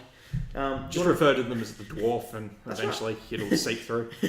You need to talk about the rules of the place that you're going to play. So whether it be a house or the game shop or whatever, you need to talk about the rules of where you're going to be. So, you know, what you need to bring each week, what food, snacks, and drinks are going to be happening with the group. Like our And group, which ones are allowed is that's another a one, good point particularly too. Not just, you know, stuff that, you know, people will bring, but stuff that you shouldn't bring. That's right. Yeah, don't bring alcohol. Or alcohol is okay. We're a beer and pretzels. Bring alcohol. Bring a beer and a bag of pretzels. You know, that sort of stuff. You need to get that out of the way right away. So talk about that. You want to talk about, you know, you don't want someone who's stinky at your house. So talk about personal hygiene. If you're already friends with people, you're probably going to be all right on that front That's and right. know if you need to have that conversation. But unfortunately, to a certain extent, there's a stereotype for a reason. Mm-hmm. I'm pretty sure there's some laughing going on in chat after that comment. They'll all think of somebody I'm sure they will. that they know where that conversation needs to happen. And sometimes it's easier to have that conversation if you're just doing a general rundown of rules, That's right. Yeah, rather than having that direct conversation with the person in the first instance. you know, what bathroom to use, what bathroom not to use. That too. You know, the kids are asleep, so don't be roaring at fucking 2 a.m., so on and so forth. Every house is going to have different rules. It's worthwhile bringing them up right now. Session zero, that's the time and place. Get it out of the way. If you need to remind someone later on about the rules, at least you can say, well, I definitely told you because you were at session zero. You should also mention what to do if you can't make a session and what will happen. Like, yeah, is there a notification? What's the standard rule for it? Does what happens as a result of that, whether it be with regard to experience or loose or anything like that sort of thing, is that tied to the method in which you communicate your absence or fail to? That's right. It may, the discussion to have may not just be a case of if someone is not there, they don't get anything, or everyone gets everything regardless of whether they're there or not. They get equal shares of. Well, no, my table, I've always had the rule in the past where it's if you tell me you're not going to show up, you get everything as though you were there. But if you don't tell me you're not going to show up, you get diddly squat. Yeah. And for different games and systems, this is going to be a greater or lesser concern. Definitely. Most games have some degree of, you know, like experience and leveling, not all of them, or some are severely truncated and have very little impact. The ones that immediately jump to mind really are stuff like the World of Darkness games. Whilst experience is going to make a difference over the long term, it's not as shot as say going up from level 1 to level 2 in D&D, because it's going to be less noticeable in those sort of games if people are in and out and missing out on experience bumps. And over time, if it continues, that sort of That's right. will breathe out in the end, but it gives you some more breathing room in it, and the like. So yeah, having that conversation up front though, so people know what the result is. And I'd probably suggest, though, feel free to adjust otherwise, is to go along something similar to what Tom mentioned with his rule. Is, you know, if people are able to be, you know, get in contact and say, hey, this is happening, or if the reason for the absence is, you know, obviously something that was completely unforeseeable, and, you know, if there's been, you know, like a family emergency or something. That's right. You just get sick or something. Well, you know, stuff Yeah. happens. I don't want a sick person in my house. So. Yeah, exactly. And that's a, you know, like a real conversation to have too. Is sometimes it is a case of, you know, if you're sick, don't come. We understand, and I don't want to get sick. exactly. It's not just a case of, yeah. In that, we're not going to view your not being here for being sick as a problem. It's a That's right. it happens, and we'd rather not catch it. We're self-preserving.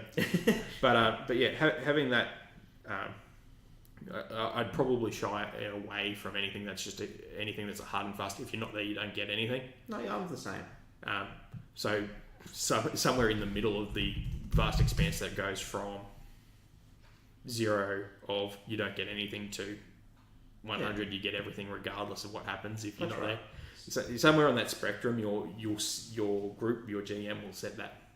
And you'll find that's what works for you. 'Cause Yeah. you don't really want to punish people for not showing up. I think if someone has because I mean everyone has things that come up in a month. Yeah, guaranteed. If you play weekly, there's 4 sessions in that month. Chances are someone's going to miss at least one of them. And most groups, I would expect, are probably going to be somewhere around the weekend when they manage to play. I mean, not all of them people sometimes will get Wednesdays or something. That's right. But just from a perspective of people having to go to work in the mornings and stuff like that, whilst it's getting less and less common, it is still a Monday to Friday world in many cases. So you're going to see that around there. But that's also when major family events and stuff like that happens. That's right. So and which is why we sort of think both are on the side of if you can let us know, there's not going to be a detriment to you. Yeah, exactly. And Vector just mentioned in chat that you should let the group know if you're going to be late. And cool, definitely. Yeah, definitely. I think it's like any social gathering. If you were going to just not show up, and say it's my birthday and you just didn't show up and I expected you to, I'm going to be pissed. Gaming group's going to be exactly the Gaming same. group's going to have the same exact situation. So have some respect. Basic etiquette. If you reckon you'd get in trouble for just skipping out on it as a meeting or a social gathering at work or in your social circle, chances are it's probably going to have the same impact in terms of how people are going to view the action at a table as well. Exactly. So that's definitely a conversation you need to have. You definitely need to have the conversation of how do I let you know that I'm not going to make it, and what's going to happen if I can't make it. Yeah, and part of that as well is not just how do I let you know. It flows both ways. The GM needs, in particular, because usually it's the GM who'll want to have a firm, give me a couple of days warning because I know I've got time here where I can readjust stuff if I've been planning to account for you not being there or anything like that. But it's also important for players to know from the GM perspective, like the GM going, hey, I'm not going to be able to make it. Because if everyone shows up to play a game and then the GM doesn't show up. Exactly. And as much of it as it is a group thing and the whole thing can fall apart from any member or, not like the GM not showing up and not being invested in their game is pretty quick waits to kill a particular game. And it could just be a case of there was an emergency and didn't tell anyone. But you'll find that most people who you'll play with are understanding that real life happens, and that if you make a reasonable attempt to keep people informed if you're going to be away or what's going on. I suppose as an adjunct to that, and it's not really a session zero thing, and again probably aimed more at GMs than players. Sometimes real life gets in the way in the week before, or the fortnight before, or whatever your schedule is. Sure. And you're just not going to be ready to run. It happens. Some GMs out there are more than capable of and enjoy picking up and running off the fly anyway. You can do that, but sometimes things are just going to fall apart. And it's best rather than come in and try and force that and have a bad session as a result of not feeling it. If you've come off not being well, if you've had a rough week at work that's had you work like 80 hours at work, or just like a rough personal week, I don't know. A rough personal week. What's going on in people's lives, something. Mm-hmm. It is perfectly all right to have that case of, look, guys, can we just play a board game this week? I haven't been able to get to the prep for whatever reason. If it starts becoming a recurring issue, then that might be a whole different conversation. Well, that flows into my next point, which is set a minimum attendance requirement. Yeah. And it'll flow very similarly along that line of, if someone's only going to be there, like you can say, look, if I'm going to run, I need people there most of the time because if it's coming in and out, people are going to miss important things. Saying something along the lines of, well, particularly as a group, it's probably easier to set as. Maybe and have that little bit of negotiation amongst it rather than ruling by GM fiat, particularly. I definitely think the attendance requirement should be a group discussion. Yeah. Like our group, for example, we have a player that comes once a fortnight. So for the fortnightly player, as long as they make 75% of the fortnights, I'm happy for that to happen. Yeah. If you make 75% of your commitment, I'm happy. Yeah. Like, if you've gone, 2 weeks this month, no weeks next month, whatever. who cares? It just, life happens, as you said. But I expect that you will make efforts to be at the game that you commit to being at 75% of the time. And as part of that, I'm also undertaking it on my own as the other player or other GM to be able to, or GM to be able to say. And as part of you're making that commitment, I'm also having that commitment that I'm going to also be there and be, I'll be there and I'll be attentive 75% of the time as well. Yeah, having that equivalency, it's a give and take. That's right. You're not going to kick someone out if 1 month they don't show up for 75% of the time. You're going to kick them out if they constantly are only coming to half your games, 10% of your games. Yeah. Because then it's a problem. But if, it happens. But you need to have that bar and you need to know where the bar is. And getting it out of the way up front means that no one can go, oh, I didn't know, I thought it was okay later on. That's right, exactly. Like most things, the whole point of Session 0 is to get all that annoying shit out of the way right away. And you know that everyone was there, so everyone's on the same page. And if anyone then just goes, I didn't know, well, you're shitty, because we had the conversation. And as silly as it sounds, but from just a general discussion and sort of agreement standpoint, write it down so that if you've got somebody who comes into a game later on, you can sit down and go, so here is what we all agreed to and stuff, rather than going, oh yeah, I think we agreed to that, and we'll see how it goes. You can go, here is sort of what we've got agreed to. Is there anything on here that doesn't gel with you? If not, we can have a bit of a discussion about that, or depending on what it is, it may be a case of, well, sorry, this might not be the group that we bring you into. Yeah, both of those are valid options too. I would suggest attempting the discussion route, but occasionally you'll get someone who comes through who goes something like, I can attend once every month for a weekly game. Depending on what style of game you're running, that might be fine. That's right. It depends on your group. But for some, that's really going to cause issues. That's really a deal breaker for me. I wouldn't accept that on my table. Or particularly if it's not like, and it could be different from a case of, I can probably make one, but I don't know which one it's going to be, versus I will always be at the third week of the month one. There might be something in there the group might go, all right, well, on that third week of every month, we might run a one shot or something. That's right. Well, just a different system, or somebody else might try their hand at GMing, or or your character will always fit in at that time. Yeah, we know it's coming, so we'll be able to have as a GM, be able to have a reasonable reason for them cropping up. We can, adjust for it, have a plan for it. Also, something I didn't mention in my list of things that we should talk about: setting a time, the time that you play. Like when we started our group, I said, we play this day, and this is the time that I intend to run, and with this much wiggle room at the end, I will never ever run past this time. If we get to that time, it'll just be books down, we'll leave. Yeah, and that was what we discussed. And if that ever happens, that's how it goes. Because the older you get, the harder it gets to just run until you don't need to. Yeah, there was definitely a time where there was no issue of rocking. Right. Well, for instance, when we started playing with one of the groups where it was, we'll rock up at like 12 o'clock on a Saturday and probably not leave until 3 o'clock the next morning some weeks. Right. Yeah. But now I have like two responsibilities. Kids, I've got 2 kids. You got a job.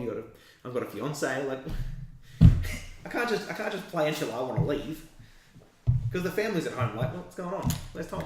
Yeah. So it really comes down to you've got to set the commitment, and you've got to stick to the commitment. If that is the group that you want to run in, if you have a group and that they agree, we'll meet at 12 o'clock on Saturday and we'll play until we're done. More power to you.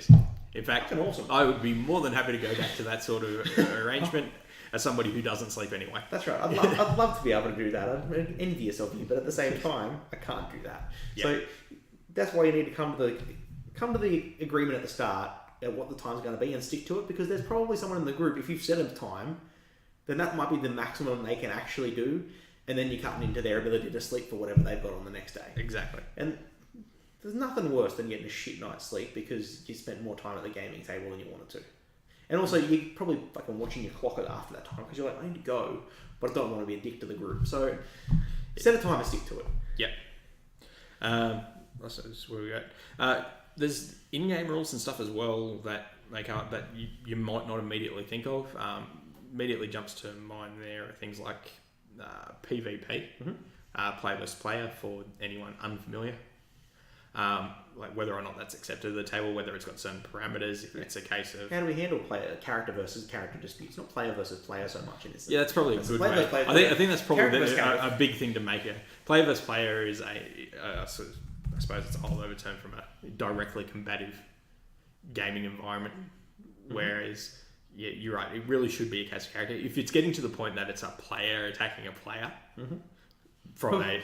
We probably need to sit down and have a separate conversation about that one. we might touch on out-of-game conflict as a whole separate thing, because that's not a short topic by any stretch. No. But what we're talking about here is, can my character steal from your character?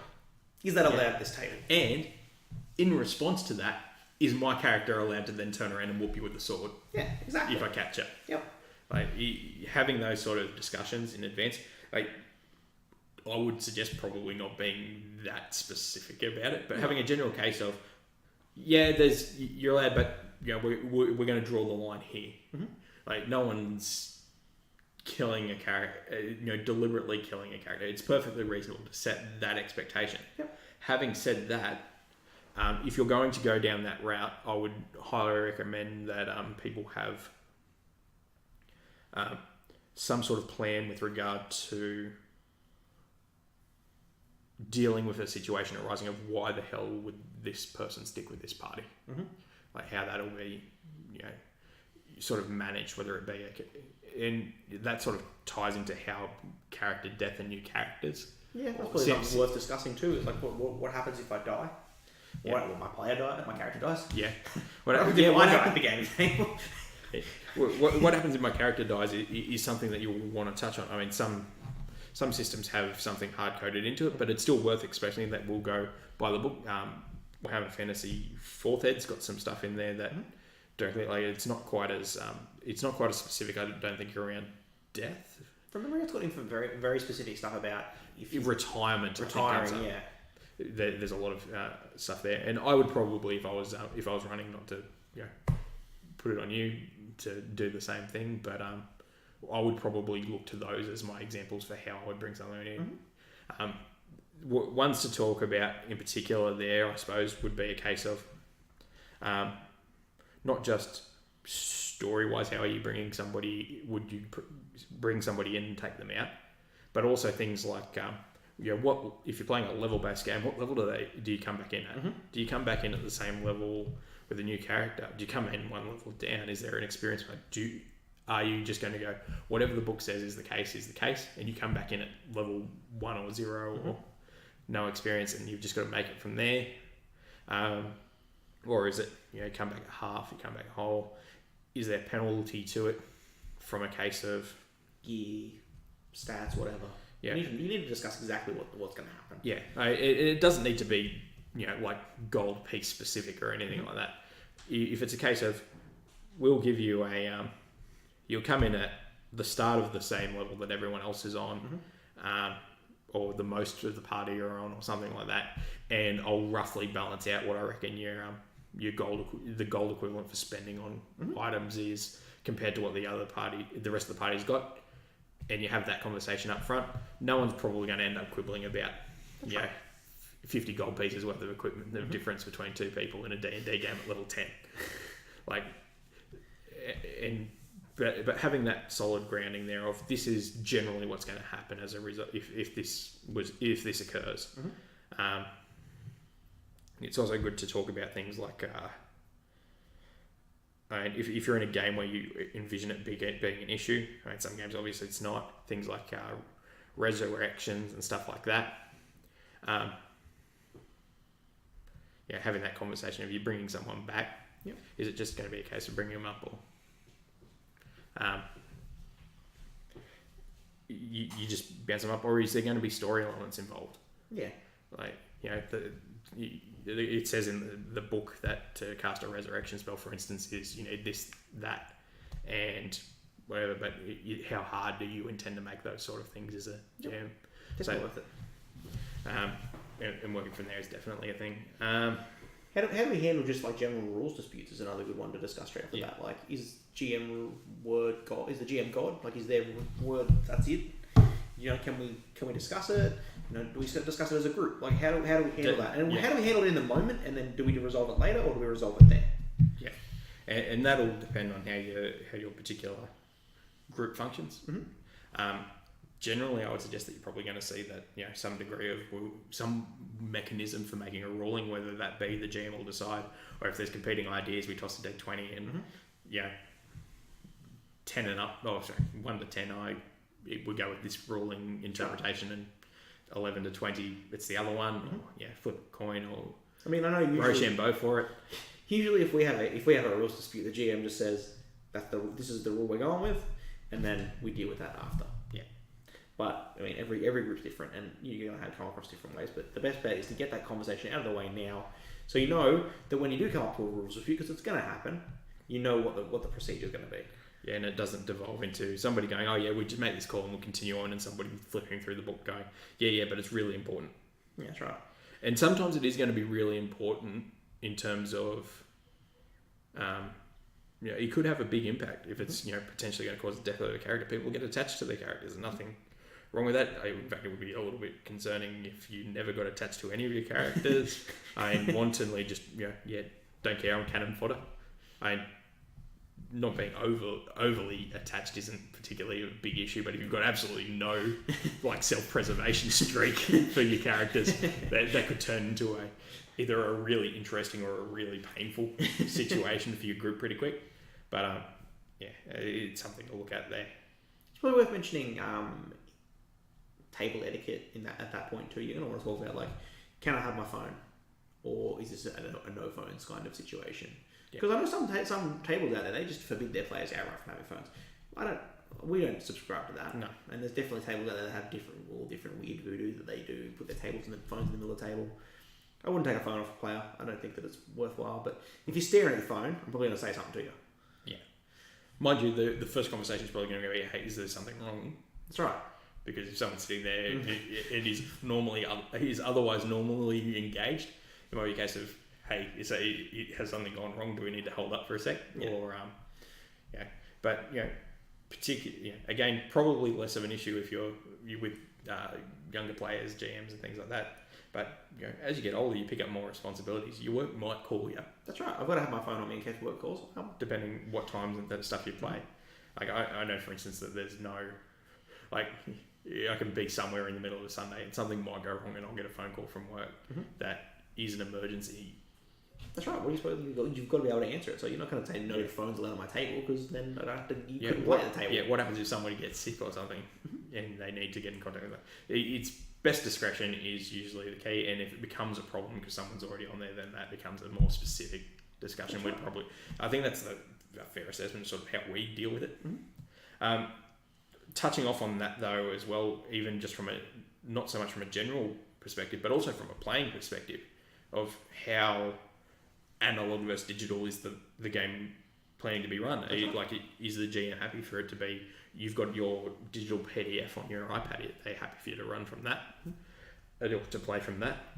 Does it matter? Or is your GM somebody who wants to have access to the character sheets to be able to review them every couple of sessions or something? They want to be able to pick up the paper and have it read through just to see where everyone's at for whatever reason, or do planning, or XP audit if they're looking at bringing in a new player, or someone just died to see where everyone's at so they can do that balance we mentioned before for bringing in. And I think it's also important to discuss about electronics in terms of laptops and stuff.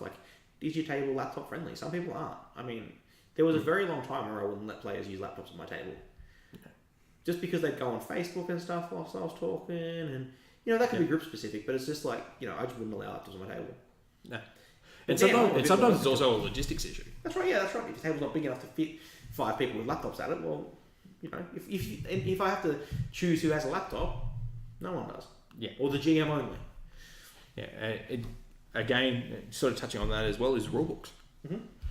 It would be folly not to have that discussion as well of going, all right, yes, you're fine for we're going to play on pen and paper in terms of character sheets and stuff, so we can pick them up at the end. They're always here. No one ever needs to worry about not having the character sheet because it's stored at the place you play.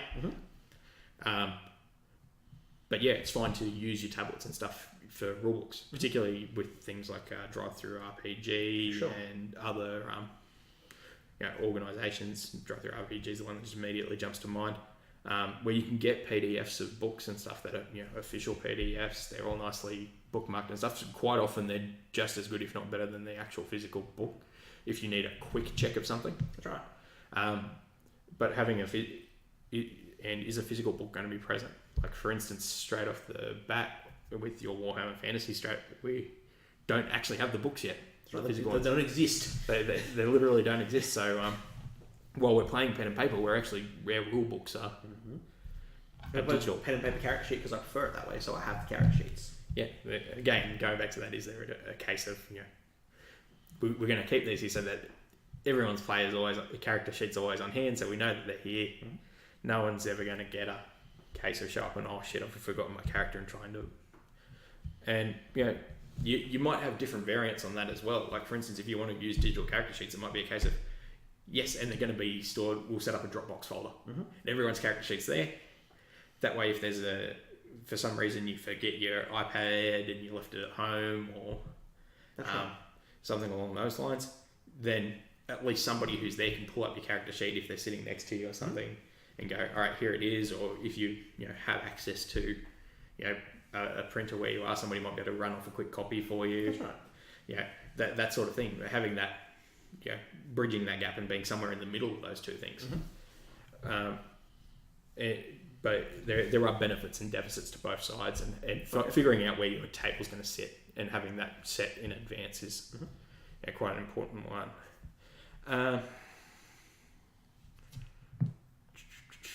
We spoke about house rules a little bit, didn't we? Yeah, it's worth mentioning again though. It's like it's a specific point. Talking about specifically any house rules you're going to have for your game. So if you're going to ignore encumbrance, if you're going to ignore food, if you're going to play with some weird variant of gold and bartering, if you're playing on a desert island and gold doesn't exist, there's things you should mention. Yeah. Just so if you're planning to start everyone as prisoners, for example, then that's part of the story, and the story that you're looking to kick off, that's part of it.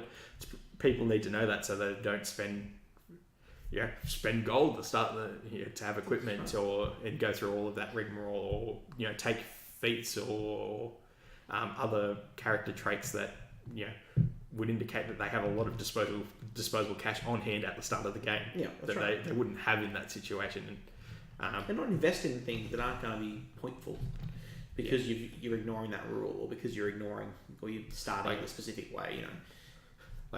Or conversely, if somebody's really looking at that, then it prompts you as the GM to have that thought of, okay, do I need to have a way for people to get access to these things? Yeah, do I need to have a way for people to get their equipment back straight away? Yeah, if they're going to invest in it, a character creation, they should be getting that option to be getting it. Otherwise, not all games, but a lot of games these days, there's a certain degree of balance between the different classes and character abilities and things like that. And if you take something out of somebody, it could have a massively detrimental effect on it. Make the class less desirable as well, though. Yeah, they might have a clear idea of something they want to do, but if it never comes up, getting that out there, and it sort of harkens back to what we were talking about, like the ranger in a group that has fast travel. The time might pass, but from how it's handled narratively, it's fast travel. I think some things like that, they're not going to come up straight away, and you're not going to realise right away. And maybe it's just a rule you play with your whole life, and you don't even really think about it anymore. Yeah. But if it does come up and someone's characters are based around that, you need to make allowances for them to be able to change it. Yeah. Or if it's only coming from you, you might need to go, oh, well, maybe I'll run it. That's right. Maybe I'll run differently.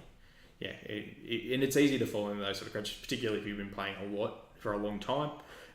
And even more so if you're playing with a group that you've played with a lot, there's going to be a lot of those sort of things. And if you've got new people coming in, it's worth having that conversation. Even if 3/4 of the table knows what you're talking about because you do it all the time, those other people need to be brought up to speed as well, so they're not blindsided. Definitely. You don't want to blindside players. It's a shitty feeling as a player, and it's not great. It shouldn't be a great feeling as a GM to know that you've blindsided a player. No.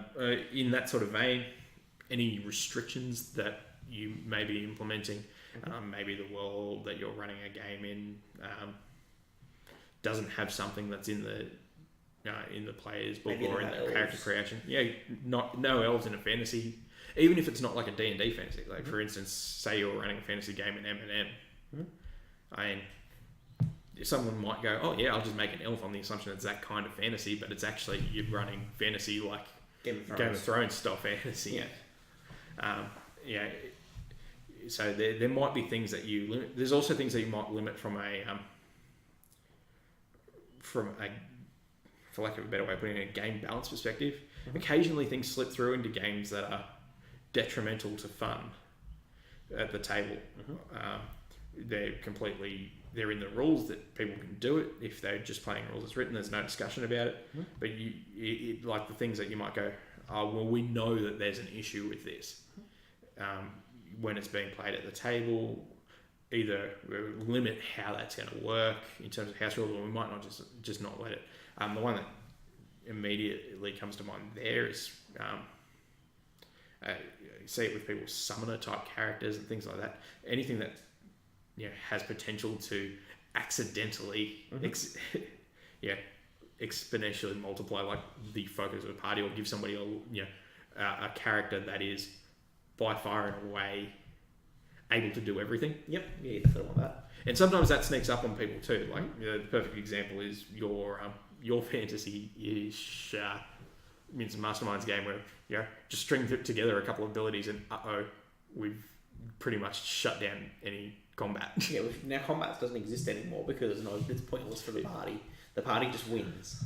Yeah, and sometimes having that conversation and getting up in front, maybe not having those conversations in advance, but having that conversation in session 0 to say, sometimes as a GM, I'm going to come to you as a player and say something you've got in your character sheet. It's not wrong. You're still within the rules. You haven't been, but it's causing problems. Yeah, you probably didn't even do it on purpose. In most cases, you didn't break the game yourself because you wanted to. You just chose some cool abilities that you liked. Chose some cool abilities, or maybe there was, you picked up a magic item that had an unintended consequence. Yep. Because it let you do something that in any other character's hands wouldn't have been an issue. But because you happen to have taken that one ability and that one feat, it just cycles in a particular way, and it's all of a sudden, and it might not even be particularly game breaking, but it might make it harder for GMs to plan counters for. The example of somebody who has a frankly ridiculous range on their weapon is going to impact on what options are available. If they've got an insane enough range, all of a sudden you might find yourself, you're fighting in buildings all the time now. That's right. Or something like that, just to be giving other people in the party the opportunity to do stuff. That's right. Where an easier response would be, hey, can we maybe swap out a feat or something that you've got here that's given you this? That's right. Or can we just talk about that range and work out a way to limit it and also give you something back? Like, you need to be able to have that conversation. It's worth having the conversation at the start and being like, if something comes up where it becomes game breaking, or you can no longer, you're too good or you're too shit, then we will fix it. We'll have that conversation. We need to be able to correct it. We need to correct from both ends, because it's not fair if someone's outshining the party, and it's also not fair if someone's outshone by the party. Yeah. And having that conversation immediately means that not only do you then have the ability as a GM in particular, is probably where that's usually going to come from, to go to a player and say, hey, we're having this sort of issue going on.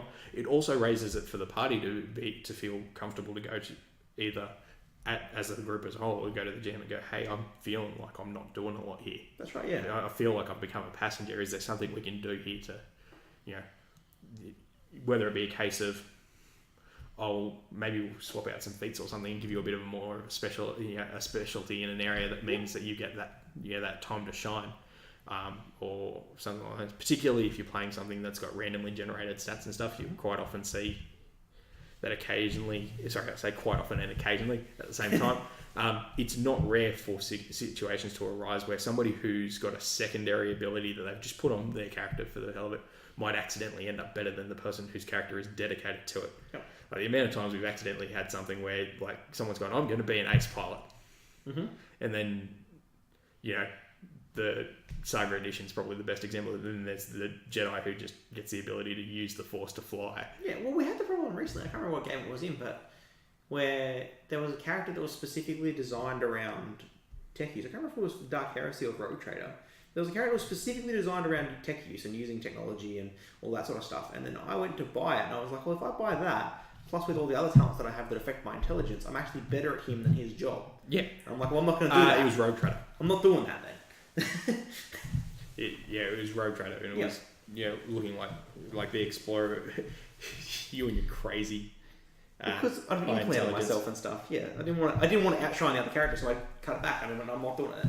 But you can see how that can just as easily happen with no intent. Well, that's right. If you not weren't paying even- attention, like if you didn't notice, or you weren't paying attention, or you weren't aware of you what- weren't aware of the consequences, or you new to the game and you weren't aware of the consequences. or it was just a case of you knew that character looked after that and you went, oh yeah, I'll just be a backup for it, but you didn't have an idea of where their stats and stuff were. Yeah. You might go, oh, that and turn out to be the best option. Mm-hmm. Purely by accident. There's no reason to assume that anything time that occurs that it's been an intentional thing. Yeah. And as a party, you generally gravitate towards the fact of, well, we know this person's more likely to succeed. Mm-hmm. So we're going to get them to do those sort of things that were the crux of that other That's right. And player's character. then you need to come together and be like, okay, well, how do we fix it? So yeah, it's worth having a discussion definitely at the start. You definitely want to talk about how we're going to resolve power level issues.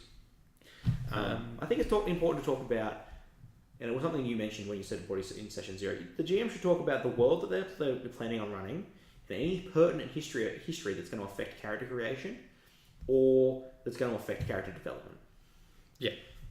So no point coming Always. to me and telling me that we're playing D&D, for example, and I rock up, and as you said, I rock up, I'm an elf. And the GM's like, oh no, we're playing low fantasy, and there's only humans. Well, brilliant, I've got to remake my character now, awesome. Why didn't we have that conversation? Yeah, getting all of that out in front right at the start is... It also gives the opportunity for negotiation as well. Mm-hmm. Like, you might... Maybe there's the last elf. Maybe the first elf. Mm-hmm. Like, and depending on... Or it could just be a case of, maybe you're not an elf, but you're going to be a human that has a lot of those very elven traits. Mm-hmm. You just happen to be from a place where you're a human brand elf. You're a particularly magical human, as an Yep. example, or you're a particularly woodland-based people, and you've got those sort of move through cover style abilities and things like that. But in all ways that count, you're an elf. But for the purposes of this, you are a human of this particular subset. Exactly. And then it's also important to note what races and factions are fighting with each other. Because there's no point me coming with an elf and you coming with a dwarf, and in this setting they would hate each other. Yeah. Like, cool, now we can't play together. Or, we're the exception to that, but we need to come up with a reason why. But it would be really helpful if we knew that in advance. So that's why we have that conversation there. Yeah.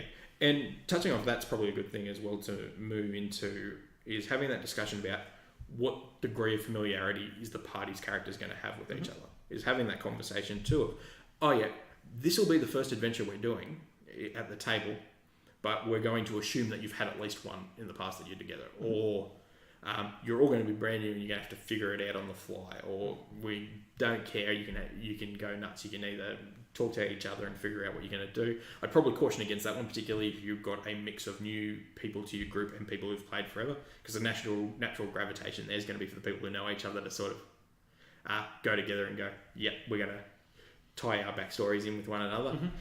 And additional idea of ostracization Definitely is probably something I'd steer clear of. I'm a big fan generally of having some reason for them to be together. Mm-hmm. Or if they're not going to have some reason that they're already together and traveling together and already have some sort of relationship, you can bet that whatever's kicking off the story is going to be something that's going to force them together.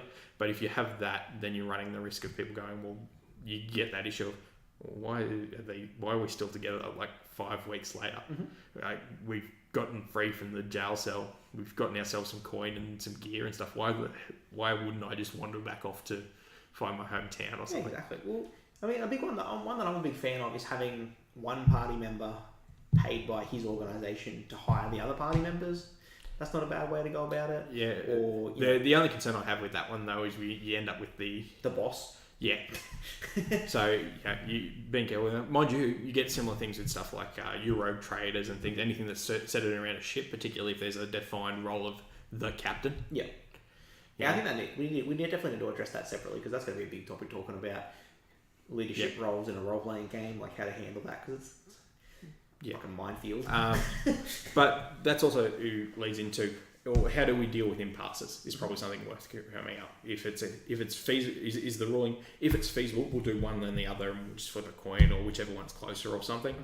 Or if it's a major issue, do we go, all right, well, these characters go off, like if your GM in your group has the time and availability and stuff, is it just a case of, hey, we'll run 2 games for next week or something, and these guys have gone off and done this and these guys have gone off and done that, and then come back together at the end? I would be cautioning against that one, because having a defined endpoint starts to get a little bit railroady and How do you have issues. You've got to try and figure out how to get them back together. How to get them back together.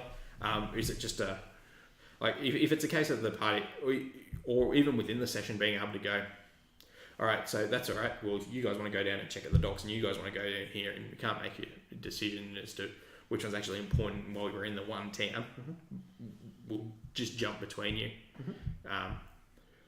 You got stuck with that in our last game when I used to do it with a roughly 5-10 minute timer.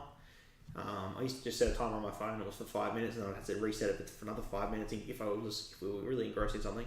But I just bounce between. Yeah. So there's options there, but having that idea at the start of how we're going to do things, how you're going to do things. The other option is things, again, coming back to the almighty dice roll of a case of, we're stuck in an impasse, you've got an even number of party and 2 people want to do this and 2 people want to do that, or all 4 people want to do something different or something like that. There's always also the case of, we'll roll the dice and we'll figure it out from there in terms of, this is what we're going to do, and then we'll try and tie everything else in. It's a little bit harder if there's directly opposing things that are mutually exclusive, that you can't sort of have that, all right, we'll go do this first and then do that. But even in those cases, you need to have some way of sort of bogging it down. Even if it's just a case of, as I said, you get to the point of flipping a coin or something at the end, and it might be a case of the decision you come to is, you'll have a bit of an argument in character, and and then you'll flip a coin, and we may or may not modify it, because if you've got a particularly convincing character with a high charisma, for lack of a better way of putting it, maybe it makes sense that the die roll gets slated slightly in their favour for bringing their party around. For sure. Or if it's just a straight up die roll, and then it's just on whoever was unlucky enough not to get that particular call to figure out a way to reconcile it. Yep. Okay? But having that conversation up front is definitely worth it. Some systems have those mechanics built in as well, so it's worth exploring those. The one that jumps to mind is Death Watch. They have a team leader. That the idea is that it's explicitly in the rules that it's not it's there for a tiebreaker position. Yep. Yeah, you get 2 votes, everyone else gets 1. Exactly. So but other systems will have different ways of doing it, or die rolls, coin flips. Whether it's a case of we start at the left of the table and we make our way around, and each time there's a decision point that's contested, whoever's turn it's up to gets the deciding vote. I would caution against, if you've got NPCs, particularly long-running NPCs, that there be a general agreement at the start that the NPCs don't get a vote. Yep. But being clear about that, and people can just deal with that, so that they don't waste time trying to convince an NPC. If you're the GM, you're just going to go, I'm not going to do it. Right. I'm not going to solve that problem. But yeah, and that might be your solution. That might be your solution, though. If the choice is, we're stuck at loggerheads, it might be a case of, well, the GM gets the, your decision as a group. So the GM gets to decide, because they're the one who's going to end up putting the work in for whichever one is the option that's taken. So there's a couple of options there, but worth that discussion at the start. Definitely. The next thing you want to talk about is the type of game you're going to run. So, quickly off the bat, you're going to say either a modular or as a homebrew. The reason you're going to talk about that is because that's very much going to change the kind of character you make. Because for a module, if you're running a Pathfinder module, for example, I know that there's going to be a lot of combat. Yeah. But if you're running something that's homebrew, I might not necessarily know. So it's worth talking about it as well. And it'll also tend to impact upon, like, some of the other things we've discussed so far, like, available character types and things like that. They might be expressed in the in a module, or they might be implied, or they might just be a case of, we'll figure it out, but you need to know that there's going to be these issues because of it. The homebrew is probably the one where there's the fine line of walking as the GM when you're getting in that, and it really is a session zero thing, is how much player creation of the world is going to impact on it. It's worth having that discussion as well at the start. Even setting initial boundaries, particularly if you haven't done much for it before, and going, all right, this is how we're going to run it for the first 4 weeks. And then if we're feeling like we're getting hemmed in or something like that, then maybe we'll revisit it, or it will be, this is just the rule for the whole thing, whether it be a case of, as long as it's not directly relevant to a story, for instance, you can do whatever. Like, if you want to be an elf, go nuts. I haven't created anything about the elves, so feel free to create your idea of what the elves are in this world. I'm more than happy to factor that in as a GM. Or if it's a case of, this is a very specific way in which these things exist in the world, and it's important because of how it interacts with the broader themes of what we've got going on. So this is a restriction there. So both sides of that, equally valid, just may not be the same at any given point in time, but having that discussion. Also, touching on what you said then, the themes of the game is going to be important. So, are you going to have a political intrigue game? Are you going to have an investigation horror game? Are you going to have like a sci-fi space game? Are you having a loony, off-the-walls, funhouse dungeon game? That's right. Where are we? What are we doing? What are the themes? Because if you come to me and say just make a character, I'm going to come with a character which maybe I've been thinking about for a while. You're going to come with a character you've been thinking about for a while. The guy next to us is going to come with a character they've been thinking about for a while. And the GM's going to sit there and go, shit, I don't know if none of this really works with my current campaign now. Because we've got like a monster hunter, a barkeep, and a monster. It's like brilliant. So tell me off the bat, tell me what you expect to do. When I introduced my last game, I said I'm running a game that's predominantly going to be political and investigation, and combat will happen. And it's a big thing, and it could be a discussion you have at the table. And prior to a session, for a session zero, I'd probably by that point not be looking to sit down and go, all right, what style of game are we running? I would suggest that you probably have those conversations beforehand with people, but that might not be possible. It's probably worth it, yeah. If you can, it'd be worth it to have it beforehand. But I mean, if you're going to run, especially if you've got an established group and you're not trying to get people into your game by giving like an elevator pitch, for example. Yep. I mean, if people are already at the table and you're like, okay, well, we've just finished that game, what are we going to run next? Yeah, having that conversation as a separate thing is probably a good idea. Let's just have the discussion. Yeah. And let's get out there again in more detail as well, even if it is session zero. Yeah. And you have already told them, say it again. Get it out there in detail. You know they're all here. Let's just remember that it's political heavy, and you're probably going to be more specific about it as well, because you'll have then been thinking about it for your game to say, all right, it's a political heavy game and it's going to be set here and it's going to involve this particular area's politics or something, rather than just a generic, it's going to be political and we'll figure it out. That's right, yeah.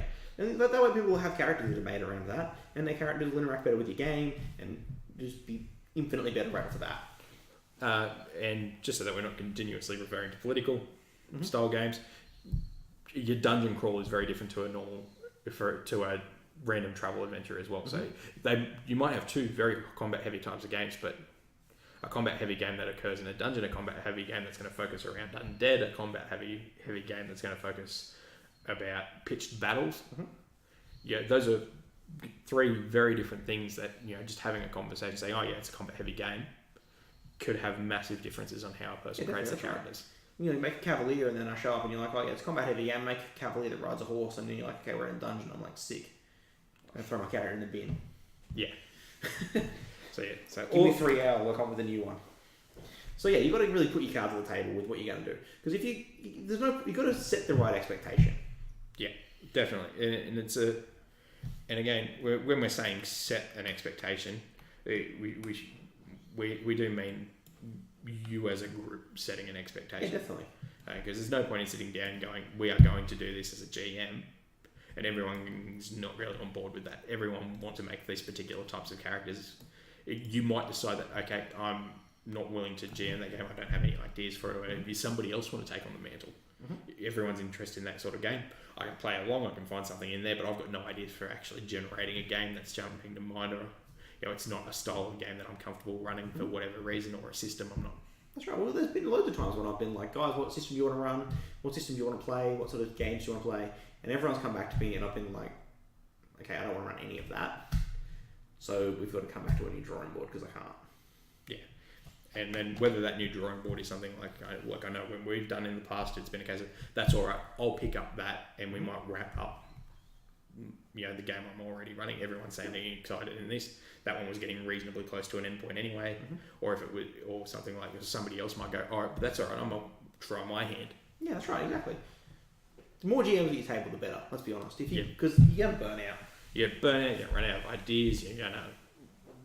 So at some point, depending how long you play for, you're going to end up being sick for a while, or there's going to be something that goes and you're just not going to have the time, or it happens to everybody. Having that redundancy in terms of backups in the group is always a good thing, and GMing is also fun. So that's right. I encourage. I will say it's not for everyone. And it's not always not for everyone because they're not a good GM. They might be a great player in their group, but their style of GMing may still not gel with the group. So just because you get on as player, or you play well together as a player, and somebody else is the GM, your particular style may not gel with anyone else, and that's not something that you should take as a criticism. It's something that you should take as a case of maybe I'll try with another group. I might take some people from this and start again another group or something like that. Definitely. Or I might give something different a crack. But yeah, that is an entirely reasonable thing that can happen and not be anyone's fault. So how do we get all this together? Really, like the big focus I think for those points, they're really important. But how do we get from what we've just said to actually conducting the session 0 correctly? I mean, what you said before was a very good idea of writing everything down so that if a new player shows up, you can hand them a piece of paper and say, this is the things that we've agreed to. That's definitely a good idea. And before you actually get to the session, as the person that's hosting it or as the GM, depending on how you run your group, I think you should write down everything you're going to touch on. Yeah. So that way, if you know that you've touched on everything, then you also got the separate document that shows what the result of the discussion was. That's right. Yeah. And look, you'll always think of other things and stuff that on the fly, but having those sort of key things down is something to discuss. The one that sort of comes up, it definitely comes up as session 0, but it's a little less on that sort of this is what rules we're using sort of side or style is, and it's often one that the GM's less involved in, is the question of what are we being as a party? Are we, and I mean that from a meta standpoint more so than a story standpoint, are we going to try to cover off all the standard roles from your D&D, your thief, your fighter, your magic user, and your cleric, your healer? Or are we going to go, well, whatever everyone makes, we're going to make do? It does impact on the GM as well, but there's no hard and fast rule that says you have to have those things, but it's worth having that discussion up front as to what you're doing so that everyone knows what they're getting into and no one's coming up going, oh, well, I said I was going to make a fighter, so I assumed that somebody else was going to make a... Yeah, exactly. Or, and if you make that decision up front, then there's the case of having an informed discussion about what you're going to play. Yeah, because if you know that if you as a party are aiming for that sort of thing, then you know that there is a chance that you might end up having to go, well, I was thinking of playing a fighter, but we need a cleric, or I was planning on playing a gunner, but it turns out we need a pilot, and having that idea in your mind. And sometimes it's good from a standpoint of we're going to do this, and someone ends up playing something they don't normally play. And they get a chance and they go, oh, hey, I love it. That's right. Yeah, well, it's worth trying the new thing anyway. Worth trying the new thing. Sometimes, but again, the other decision of we're just going to suck it up and do it without a healer. Like the GM needs to be aware that that's going to be the case. They can adjust on the fly and they might up the instance of health potions, for instance. That's right. Or you might get a slightly damaged wand of cure light wounds or something that has 5 charges left or something that previously would have just been random item number 17. They go, they roll up a wand of light and go, oh, well, we'll just make that a wand of cure light wounds instead. Or they can make those adjustments. They know that that's coming. It depends as well on your GM style as well. It's one to touch on, I suppose, as well. And I'm probably going to stop using one to touch on as a phrase eventually, is the world scaled to your players? Are you as a GM going to go wherever you go? There is going to be something of roughly fair level or an easy level for, or sorry, not easy, but roughly equivalent level for you guys to deal with, and nothing's ever going to be outside of a reasonable bandwidth. They might be hard, they might be easy, but it should all be possible. Or is this going to be a world in which there's things going on and things in places where if you go there, you might walk in at second level and go, that's a dragon. Or if you walk into a town or something and you do something, that guard will beat the shit out of you. And here they aren't too particular about whether or not you survive that beating. Having that sort of idea as well in terms of what the world, how the world interacts with the players and whether or not it scales to them as well is important, because if the expectation they're going with is everything's going to be reasonably doable for them, they may not run away when they need to. Yeah, that's right. I'd say that there's certain things that you need to do, and it's probably a discussion that we'll tag down for a later episode, is to have that discussion between a scaling world and a sort of a living world, because there's tools and things that you can utilize in both that have meaning. Yeah. To make it as reminders and stuff for players and stuff, and I think that's probably a bigger topic. Yeah, definitely. When we're conducting our session 0, we want to write everything down, like you said.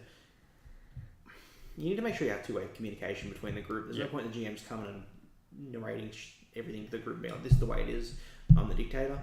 You need to go both ways. You need to listen to the feedback. You need to work out what's going to work and what's not. Yeah. There's no point alienating half your group. And you need to work out, if you can't answer a question, if someone asks a question at session 0 and you can't answer the question, you need to work out what you're going to do to get that information to the player. Yeah. So, if you're creating characters as part of session 0, which I encourage people to do, or at least come up with your ideas, and they have a question and you can't answer it, you're going to need to communicate that to them before they finish the product. So if their character creation is that day, you're going to have to have an answer in a reasonable time for them to do it for that. That's right. Or you need to make the arrangements for them to be able to go, all right, well, I'm going to finish my character over the next day or so once I hear back from you. That's right. What can players do to help? Players have the same thing as the GM. They need to be listening and giving feedback. You need to really participate in the conversation. You can't just not show up, for one. If you don't come to my session 0, you don't play at my table. But if you can't listen and be open-minded about the situation, how are we supposed to work around you? I mean, if you're not willing to listen to me, I'm not going to be willing to listen to you. So it needs to go both ways. Don't make character that's against the brief. That's more big about character one. creation. Really big one. But don't be a dick. And don't expect to play a character that's against the brief. If you show up to my table with a character that's against the brief, you'll sit out. I'm not going to waste my time.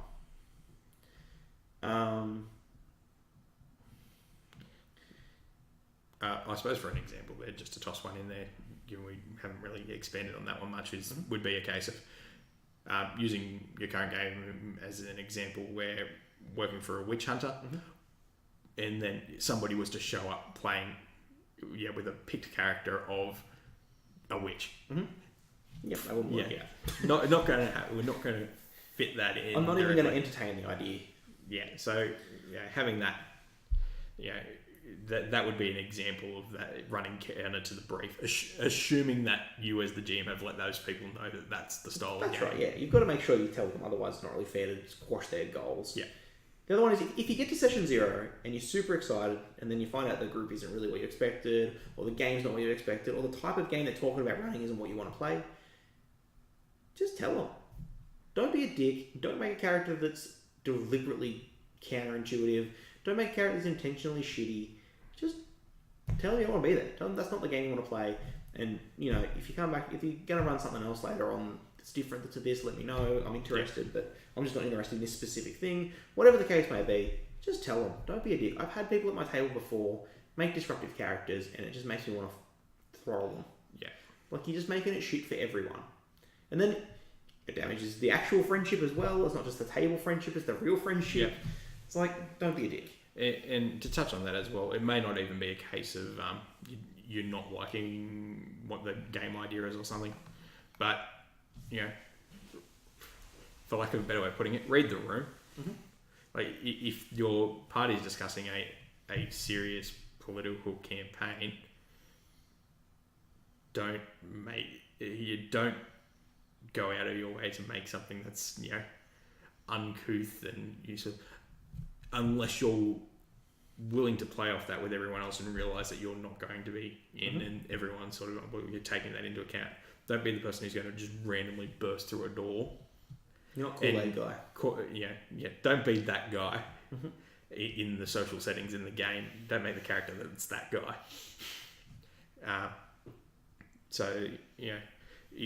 Again, it can happen accidentally, but you shouldn't. You can misread what's going on, but if you're not fitting in there, if it's a style of game that you're willing to play, adjust your character accordingly in those sort of situations. That's right, yeah. But if it's something that it takes away from your interest in playing, as Tom was saying, this isn't sort of what I'm looking for. It's all right. I'll let us know if you're changing games or anything like that. Mm-hmm. Perfectly reasonable thing to have a conversation about. That's right. And that way you're not being forced to do something. You play a game that you're not particularly interested in, but you're also not bringing down anyone else's game. Mm-hmm. That's right. You don't want to be disruptive. It just makes everyone else angry. So do the right thing for the group and do the right thing for yourself.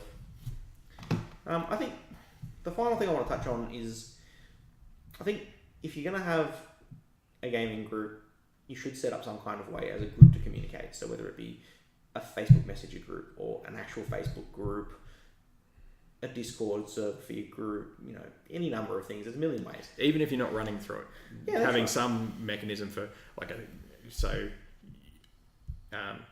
if you're the GM, go, I can always be reached through. Send me all of your stuff through Facebook, so it's all in one place. Mm-hmm. As it would be an example. I quite often do that. If I want people to send me things, I make them send it to me in a specific format so that I have everyone's thing in the same place. Yeah, because it's so much easier. And again, whether that be a group message or if it's just a case of send it to me on Facebook, so I know that my Facebook conversations include that, or if it's the Discord server, we have different. You might have different channels. Mm-hmm. You say put all of your questions in this channel. That's right. So that we've got a repository for going back to it if needed. And then you can use that for communication, things that everyone needs to know about. So you can give rules, schedule changes. Hey guys, the GM's not going to make it this week because he's, I don't know. It also gives people sick. Yeah, and it also gives people the opportunity to see the user, particularly if you've got other potential GMs in your group, to see what sort of questions and stuff are coming up. Mm-hmm. I mean, what questions are coming up, what the general mood is. If people are saying things in those sort of chat environments, saying, "Oh, did you see X game? It looks good," stuff like that. It might be something that you want to look into as running in the future. Mm-hmm. It may not be directly relevant to the game currently at hand, but it provides that resource as well. If you get to the end and go, campaign's winding down for a GM to go back and go have a quick squiz and say, what were we talking about? That's right. What games were we talking about? So we can have a look at those. It's a good idea. Yeah. And it all comes off the back of just having that centralized plan of this is how we communicate. Oh yeah, definitely. Alright, well, that's pretty much everything we really want to talk about. I don't have a whole lot else to impart on those two topics, and we've only got 45 minutes, so it's not enough time to talk about a new topic. So I guess we can open up to chat if anyone has any questions or about us, about anything we've talked about or whatever. Feel free to hit us up. I'm sure we'll just talk shit until then anyway. Yeah, probably. No, one to suggest as well feel free to let us know if you have ideas of things that you'd like to discuss in the future as well. Mm-hmm. And eventually we're going to run out of a semi-finite idea of topics and that we can think of off the bat. Definitely. So having something there to look back and go, oh, people are interested in that, mm-hmm. or here's some ideas for the future. Yeah, let us know. We'll usually try and get around to them, whether we deal with it as part of Q&A sort of responses. That's if right. It's shorter things, or we might see something and go, hey, that's something that's actually a full-scale topic that we can sort of cover as a decent chunk or even a whole episode going forward. Yeah, definitely. There's some pretty big topics out there. Everyone's going to have different things they want to talk about, so we're happy to entertain anything. But if there's something you ask as a question, and we might even say then that, it's a good question, but we want to cover that as a full thing as opposed to giving you a 10-second rundown right now. Yeah. There's things that we've even talked about tonight where we've said, probably too big of a topic for us to really go into now, but we'll come back to it. Yeah, and it's fair. One of the things that we've sort of, I know Tom and I have discussed with where we're going is we'd like to have some degree of like a continuity flow into what we're doing as well. Mm-hmm. So we've starting with session 0 and getting started and finding groups and the like, and moving into I'd say something along, maybe we'll touch on character creation in the next couple of weeks, or it might be a touch on world building or campaign, initial campaign setup sort of stuff. Probably some sort of mix of those two, so we get a GM player mix. Yeah, definitely. Yeah, character creation, world building, sort of what you can do as a player. Don't take that as red chat, by the way, as being the next episode. Yeah, no. But that's the sort of progression that we'll be looking at. So, unless there's an immediate resounding outcry for like high level gameplay stuff, or something along those lines. Like, how do you deal with massive scale situations where people are political figures or totally not gods? Is apotheosis in a game? Yep. Totally never tried that before. So right now the first question we have is, what is your favourite system? We did cover that earlier, but I think rehash it. Yeah, definitely rehash it. Well, to play in for me is probably Star Wars Saga Edition, or Rogue Trader. I'm a massive fan of playing Rogue Trader. The only problem is I've played a lot of Rogue Trader as a Rogue Trader, so getting a bit of a crack at something different would be something. Mind you, I have this sneaking suspicion that if I was to play, I'd probably fall in being a Seneschal, say, aka backup Rogue Trader that does the shady shit. Yep. But having a crack at something slightly different in that system would be something I'd look to. But and I always go back to Star Wars Saga Edition. I can't even give a particularly good description of why I like it. Whether it's familiarity of the world that it's in, that everyone's got a certain degree of shared experience, even if there's the potential risk there for a knowledge imbalance. Yeah. Though I find Tom, you in particular, used to run Knights of the Old Republic style stuff where there's probably not as much necessary knowledge around, but there's plenty of space, there's plenty of reason that you're not locked down to there's like 3 Jedi in existence. Yep. Yeah, those sort of things that gives you a bit more freedom.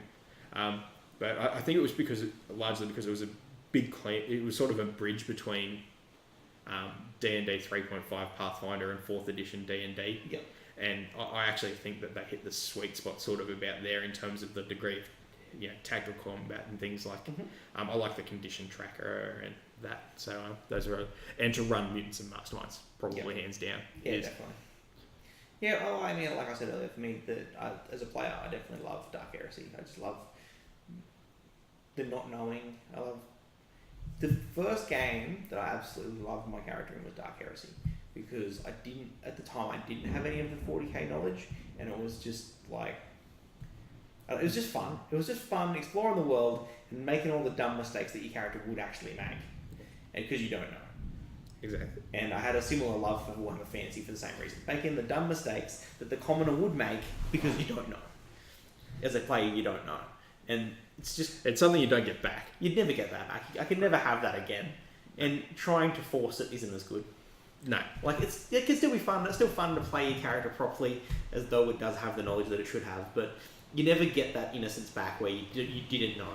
Yeah. It's like the other example of that is, going back to the D&D 3.5, some of the stupid shit we did in that first game we played, we would never think of doing now. No way. But it's some of the more interesting and fun things that would have cropped off of just going off the walls. Maybe not like that candle in the statue. That's right. Maybe listen to where it says danger on the wall in chalk. It was totally a double bluff. And then I think, I didn't really touch on it before, but I think my favourite system to run, I don't know, I'd still probably fall into the same sort of vein. I'd probably... Do we just give it a blanket, the Fantasy Flight style 40k to D percentile system? Yeah, pretty much. The Fantasy Flight D percentile system is hands down my favourite kind of role-playing system. It's easy for me because I run a very, very open sort of table. I don't tend to... My prep time is roughly 45 minutes before the game. I prep until the game starts. or if we're doing the day, like we're doing like dinner or something, I'll do it 45 minutes before dinner. Yeah. That'll be my entire prep for my game. So I need a game where I don't want to have to read a whole shitload of rules to run an encounter. I just want to be able to read the same rules as the players, and I want to be able to understand their rules and understand my rules because they're the same, and understand that if I need to adjust anything, it's easy. So the deeper set-on system is easy because I know where to set the target. I know that a competent crew is a 30%, a good crew is a 40%, and a best crew is 60%. And I know that, and I can adjust based around that. And that makes life so much easier. That makes the games, I can make my game flow easily, and the players kind of know what to expect, and I know what to expect. And and that's a similar reason to why I brought up M&M as my favourite one to run. It has that very similar easy scalability. It's easy to peg it for sort of roughly equivalency of what something should be. And it's really just a case of, okay, so that blast is now a I-beam instead of a laser rifle. Yep. The stats are exactly the same for how it works. It's just that you just describe it differently. And that was very much how I ran M&M. When we talked about my M&M game earlier, like that's how I ran M&M. I didn't do anything planned. There was a few, like when I winched at you guys because you decided to go a different direction to the way you originally said. I planned a little bit for that, but it was mostly like what would happen in certain areas that I'd spent a lot of time on, and then you went a different direction I hadn't planned, like that area of the world. So that was the main reason. It wasn't the encounters, because I don't plan encounters. Encounters just happen in my games.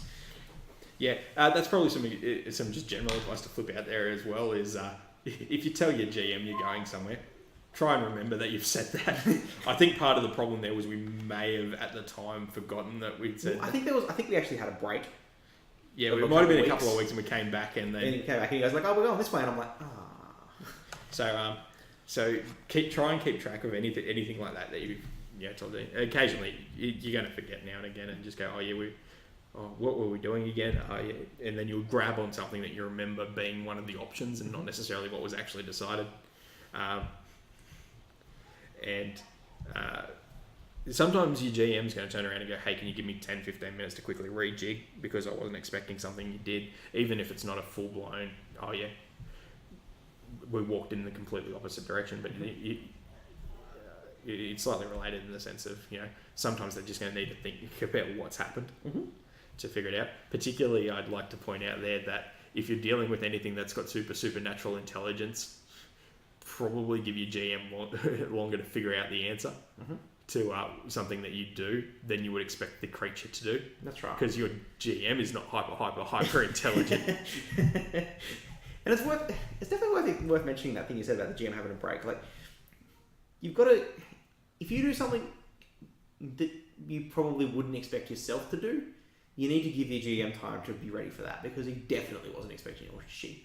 It's hard enough expecting players to do something that they would normally do, let alone something that's completely out of left field. Yeah, you need to give the GM time to adjust, and also, as a GM, you need to know when it's time to call a session. If you've come to the session as the GM, and the players do something so far out of left field, you've got no planning for it whatsoever, it is okay to say, okay, if you do that, and I'm not saying that you can't, if you do that, we're going to have to end here for the night, because I have enough, I've not planned for that at all, and I need to do a lot more. This is going to require... Yeah, it's okay to end your game early. If that means you ended the game 15 minutes in because they did something so crazily out there, well, sure. That's the medium, unfortunately. I vaguely recall this once in Roll20, something went sideways along the way, and we ended up playing poker with the card decks. Yep, we ended up playing poker because we didn't know we had enough. But the GM wasn't ready for us to make that weird decision. So and if you're playing physically in person and stuff like that, it's perfectly okay to go, all right, well, you threw me for a bit of a curve there. I'm not really set up to run that. A legitimate response is it something we can touch off on next week? And is there anything else that you want to do at the time? Or, for instance, did you need to go shopping or do anything around this town before you left to go over there that we can sort of role play through for the night? But it's equally reasonable to say, I'm going to have to do some planning around that so that we're good to go. Do you just want to, we'll bust out Cards Against Humanity, we'll play some Hero Quest if you got that in the cupboard. Yep. Be evil and pull out the Monopoly set.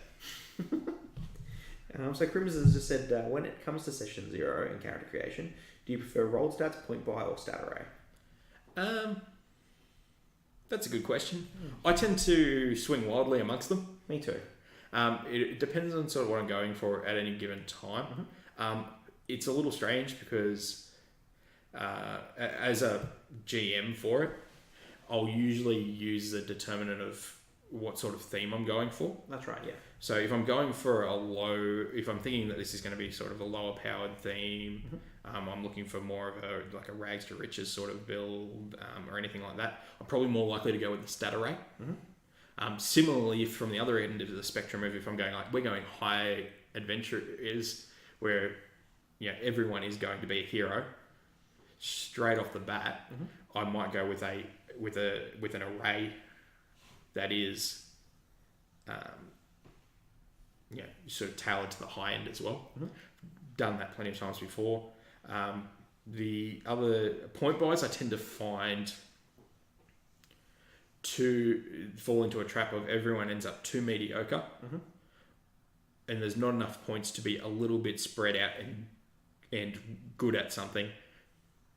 You either end up being over the top excellent, hyper focused, or not quite good at anything. You just sort of, as enough, it gets a little bit. I'm sure there's some systems out there where it doesn't have it, but my experience with that has been that's what happens. So I tend to steer away from point buy, and I'm always fan of the chaos of rolled stats. Yeah, that's right. Well, I'm much the same. I think if I'm running sort of like a low fantasy sort of game, I just go for rolled stats straight away. I like the randomness of it, and it's fun, I guess. But I'd like to allow the players to have a little bit of say. I don't like roll in places you go unless you can switch. I like the players You give some degree of switch or something. Yeah, like some level of switching, or either roll in places you like, or roll and switch to, or something like that. I suppose on that sort of front as well, if I go with a roll option, I'll generally, even if I may not have communicated it beforehand, have some sort of rubric in my mind for going, just re-roll that character. Like there is a flaw. The reason I say that I might not always completely articulate it is, one, I don't want to put the idea into players' heads sometimes that if they roll that, then they're going to have to re-roll. Because there's nothing wrong with playing a slightly underpowered character. That's right. Particularly, one, I wouldn't make the decision that your character's underpowered until you see what everyone else has got. Because if everyone rolls poorly, you're just the B crew, and there is easily enough stories and stuff that you'll have plenty of fun with being the B crew. The problems that you tend to see in those ones is if there's a wild differential. Yeah, and it makes it harder for the GM as well as the player. So yeah, you really want to try and deal with that. You come back to the Jedi conundrum of this person is hyper competent. Yeah. But if I put stuff in there that's a real challenge for that person, then I run the risk of killing these guys, and there's a bit of a trade-off there. The exception to where I really like the idea of defaulting back to the roll in particular is when playing with new people, because I find that if you give them the book and go, here, pick something to play, and you go set your stats, and you go, they don't have the game knowledge to make those decisions. Definitely, yeah, for sure. And by introducing as a starting game something that's completely random, it takes some of that decision making off of it, but still gives them the ability to learn as they go from what these things do. That's right. So I'd probably steer towards a game that leans into that sort of thing. So your the D% of Warhammer and 40k and fantasy, jumps to mind. There's a lot in there for just effectively randomly generating the character. Definitely. From beginning to end, and then it's just putting on some bells and whistles at the end to make it look. There's usually a little bit of choice involved. But not too much. Not too much. So there's you can aim one way or another, but you're not locking in somebody who doesn't have a full grasp yet into something that they may end up not liking playing or something. That's right. I mean, that can still happen with the die rolls and stuff, but no one would be. It also takes away the argument of, all right, so who's playing the healer, or who's playing the magister, or who's playing the. It takes away some of that if you just go, all right, we're going to random generate, because everyone can sit down and just go, yep, we're going to random generate. We can do it together. You can do it step by step while everyone's there. That's right. and and go from end to go to work. So it depends is probably the answer there. I'm not a huge. I hate point buy. I absolutely hate it. Point buy is terrible. I've never ever once come across a point buy system which I liked. I just refuse to use it. And stat arrays I use all the time. Stat arrays are my second go-to.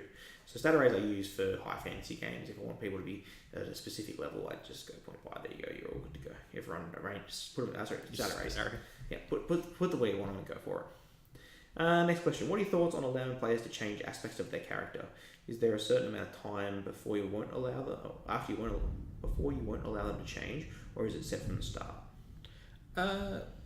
I'll generally say something at the start. It may not be concrete, as in it's 3 sessions.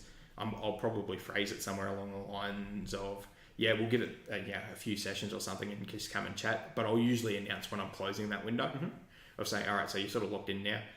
There is a slight caveat to that for me is if the system has a retraining system in it, I'm likely to reduce that time window a lot more because there's a way of handling that sort of thing. But I'd probably still give a session or two because no one knows how it's all going to shake out.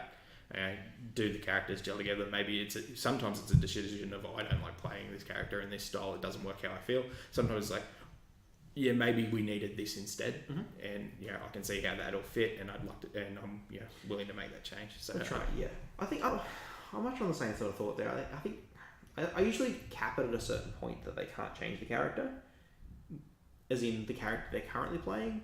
But I will never ever not let someone retire their character and make a new character. Yeah, that's a good point. At any point you can retire your character and make a new character. I don't care if it's session 4. I don't care if I've said to you you cannot you can't change your character after session 3. If you come to me on session 4 and say I don't want to play that character anymore, I'll make a new character. Fine, as long as it's not basically the same character with the thing that you want changed. I'm happy. Yeah, and look, and there's a degree of that, and in terms of it's a game, it's a social enjoyment, it's something to have some fun with. Like, if you're not feeling it from a character or something, who am I to force you to do that as a GM? So it may change, as Tom's suggested there. It might switch from, all right, we're going to redo some part of your character to, yep, sure, you can retire and make a whole new character. I'd say the only time I'd be potentially against that is if it would seem to be happening regularly. Yeah, if someone did it every week, just no. If it's every 3 or 4 sessions and they're switching characters, I'd probably start going, all right, is the issue here not these characters? Is it? Yeah. Is there a problem with this game and you just can't find something with this particular game, or something along those lines? I'd be looking for another underlying reason at that point. Definitely. There's also people out there that just like main characters. Yeah, and that's a real thing. Hey, I would, sort of as an offshoot of enjoying world building and encounter designing, it sort of goes along with it that I enjoy character making. So I've any given point in time probably got 3 or 4 character concepts rattling around in my head that if someone gives me an excuse, I'll probably get it down on a page. Yep. Even if it's not the character that ends up getting played, we'll have a look at it. I think I'll play something like that in the next game. If somebody says, I'm looking to run D&D, you want to come along? And before even knowing anything, I've probably got 2 or 3, or I've got an NPC from the past that I've had and I've gone, I wonder what it'd be like to play his backstory or something. And so I know he's going to be a fighter or a rogue or something or other. That's right. And just, build the first level version. Or That's right. So I've always wanted to play Captain Wilton. Ever since I invented him, I wanted to play him. Mad Bard, swashbuckler. I think he's fun. I don't think you ever want to limit your players in terms of their creativity unless it's really disruptive. Yeah, that's the point. Flow. And I suppose some of the trade-off there is there's 2 things to consider. One, you're there to have fun too as a GM, so your fun is equally as valid as any of the players. That said, the other players are also involved too, and if you've got that person who's constantly changing and it's throwing out the ribbon other people are having, sometimes the conversation is, look, mate, I realise that you're not getting these characters, but we need to sort of lock in on something for some period of time because it's throwing in. Whether that's a case of we play a different style of game or a different system or something else that gels more, because it could be that they've got an idea of a character that's not scale equivalent. Mm-hmm. So they're looking for something and they just can't find it because it's not supported with what's happening at the moment, or the system doesn't support it, and they're trying to make it happen. It could be worth, like in that situation, it could definitely be worth talking to them and being like, it's not working right now, but if you pick something that's going to build towards it, you'll get there. And and if you're looking to play, you're probably not going to find a god at the start, but you might be at the end. Mm-hmm. Like sometimes, the journey to there is worth it if you stick with it, and that's a conversation to have. Particularly if you've got, not to be disparaging at all, because I would throw myself into this category as well. People making the jump ship from video gaming to tabletop gaming. It's a switch in mindset that you're not like whilst most games these days have some sort of progression mechanic of you pick up new abilities and stuff, you're still definitively a hero or I'm using the term hero. I should probably use the term protagonist. Mm-hmm. And you're definitely a protagonist but the way that video gaming and the like is set up is very different to your more story driven. Even if you're playing effectively a meatball run through Undermountain or something. Mm-hmm. There's a certain degree of group growth and things that are built into these systems, mm-hmm. generally speaking. So there's sometimes a bit of dissonance between that expectation. Definitely. But and that can come from coming from different systems as well. Like if you've been playing a game of Old Werewolf and you've been able to tear shit apart with your bare hands, and then you come into a game and you're playing, even keeping it within Old Body, you're playing like a social changeling mm-hmm. game. Very different. Yeah, that's right. Yeah, and sometimes you might be sort of having that adjustment issue as well. Maybe it's time to try sticking it out and see if maybe the next level. This is part of a place where I also caution against planning your character out mm-hmm. to this is what my character is going to be in 7 levels, because if it's only going to be fun once you hit level 7. Yeah, it's not worth it. It takes a while to get there. So something to keep in mind. By all means, have an idea of what you're going to do and build it out to there for fun. I put my character up to level 20 before, but it was fun from 1 to 20. Yeah, and I think that's important too. Yeah, taking that into account is the big thing. It's like, is this going to be fun, or is it like I'm going to have to scrape and survive and hope that I get to this level and then everything comes online? It all triggers together. So Crimson seems to be powering our chat right now. What's your preferred style of game? Preferred style of game. I mean, I can definitely answer this. I prefer to be going through a shit slog. I want to be... If I'm working for someone, I want to be treated like shit until I prove myself. So I want it to be hard. I don't want the NPC to love me from the start just because I'm a PC. I want it to be brutal. I want it to be difficult. And I want to have to earn what I get. And at the end, I want to rule the world, but I want to actually have had to work to get there. Yeah. I can definitely jump on board with that one, with that sort of style thing. Like the big thing for me is I'd like to have tangible effects on a world that I'm in, and it's not really a theme so much as a case of, if I'm doing something, I want to see that it matters, but I want it to be reasonable in the way that it matters. So it's very similar to what you're talking about. You got to build up your respect for things, but stuff like I want to see that I'm having impacts on a world in a game. So if I've been saving a town and we rock up somewhere to the next town over, you want to make my day? Someone mentions that we saved the nearby town. Someone just mentions, even if they don't go, you are the person who does it. You rock in and go, into the tavern or something. Someone's talking about, there's these group of people from stopped through and they knocked back this goblin raid or something. Like even if it's not hey coming out, and probably more so if it's not coming over and fawning over the party or anything like that. But little things like that, and coming back to places after the fact, go away for a couple of weeks and come back to, like a town was saved or something like that. And, people coming and seeking you out after you sort of hit a certain level and for help. That style of speaks to me. I tend to like games that are, I suppose, open in terms of possibility for, advancement and things. I like the idea of sort of even in games where you start, as the lowest on the totem pole. Like, I love playing Warhammer Fantasy and starting from that low and potentially escalating high. But even if I don't escalate to that point, I like knowing that is a potential within the game that's happening. Like, it would not be out of place for that sort of thing to occur and to be treated accordingly. But similar to where you're saying that, it runs a little bit stale. You rock around and everyone's just like, here you are. Mind you, by that same token, if you've got that bit of a following and stuff, and you've been doing these things, and it's reasonable to expect that people would have heard from you. That's right. Like being able to rock and go, oh, you were the guys who did this. Hey, you want to look after this for us, and we've got a job that we could give you to do, like straight away. Yeah. That sort of thing. Yeah, definitely. And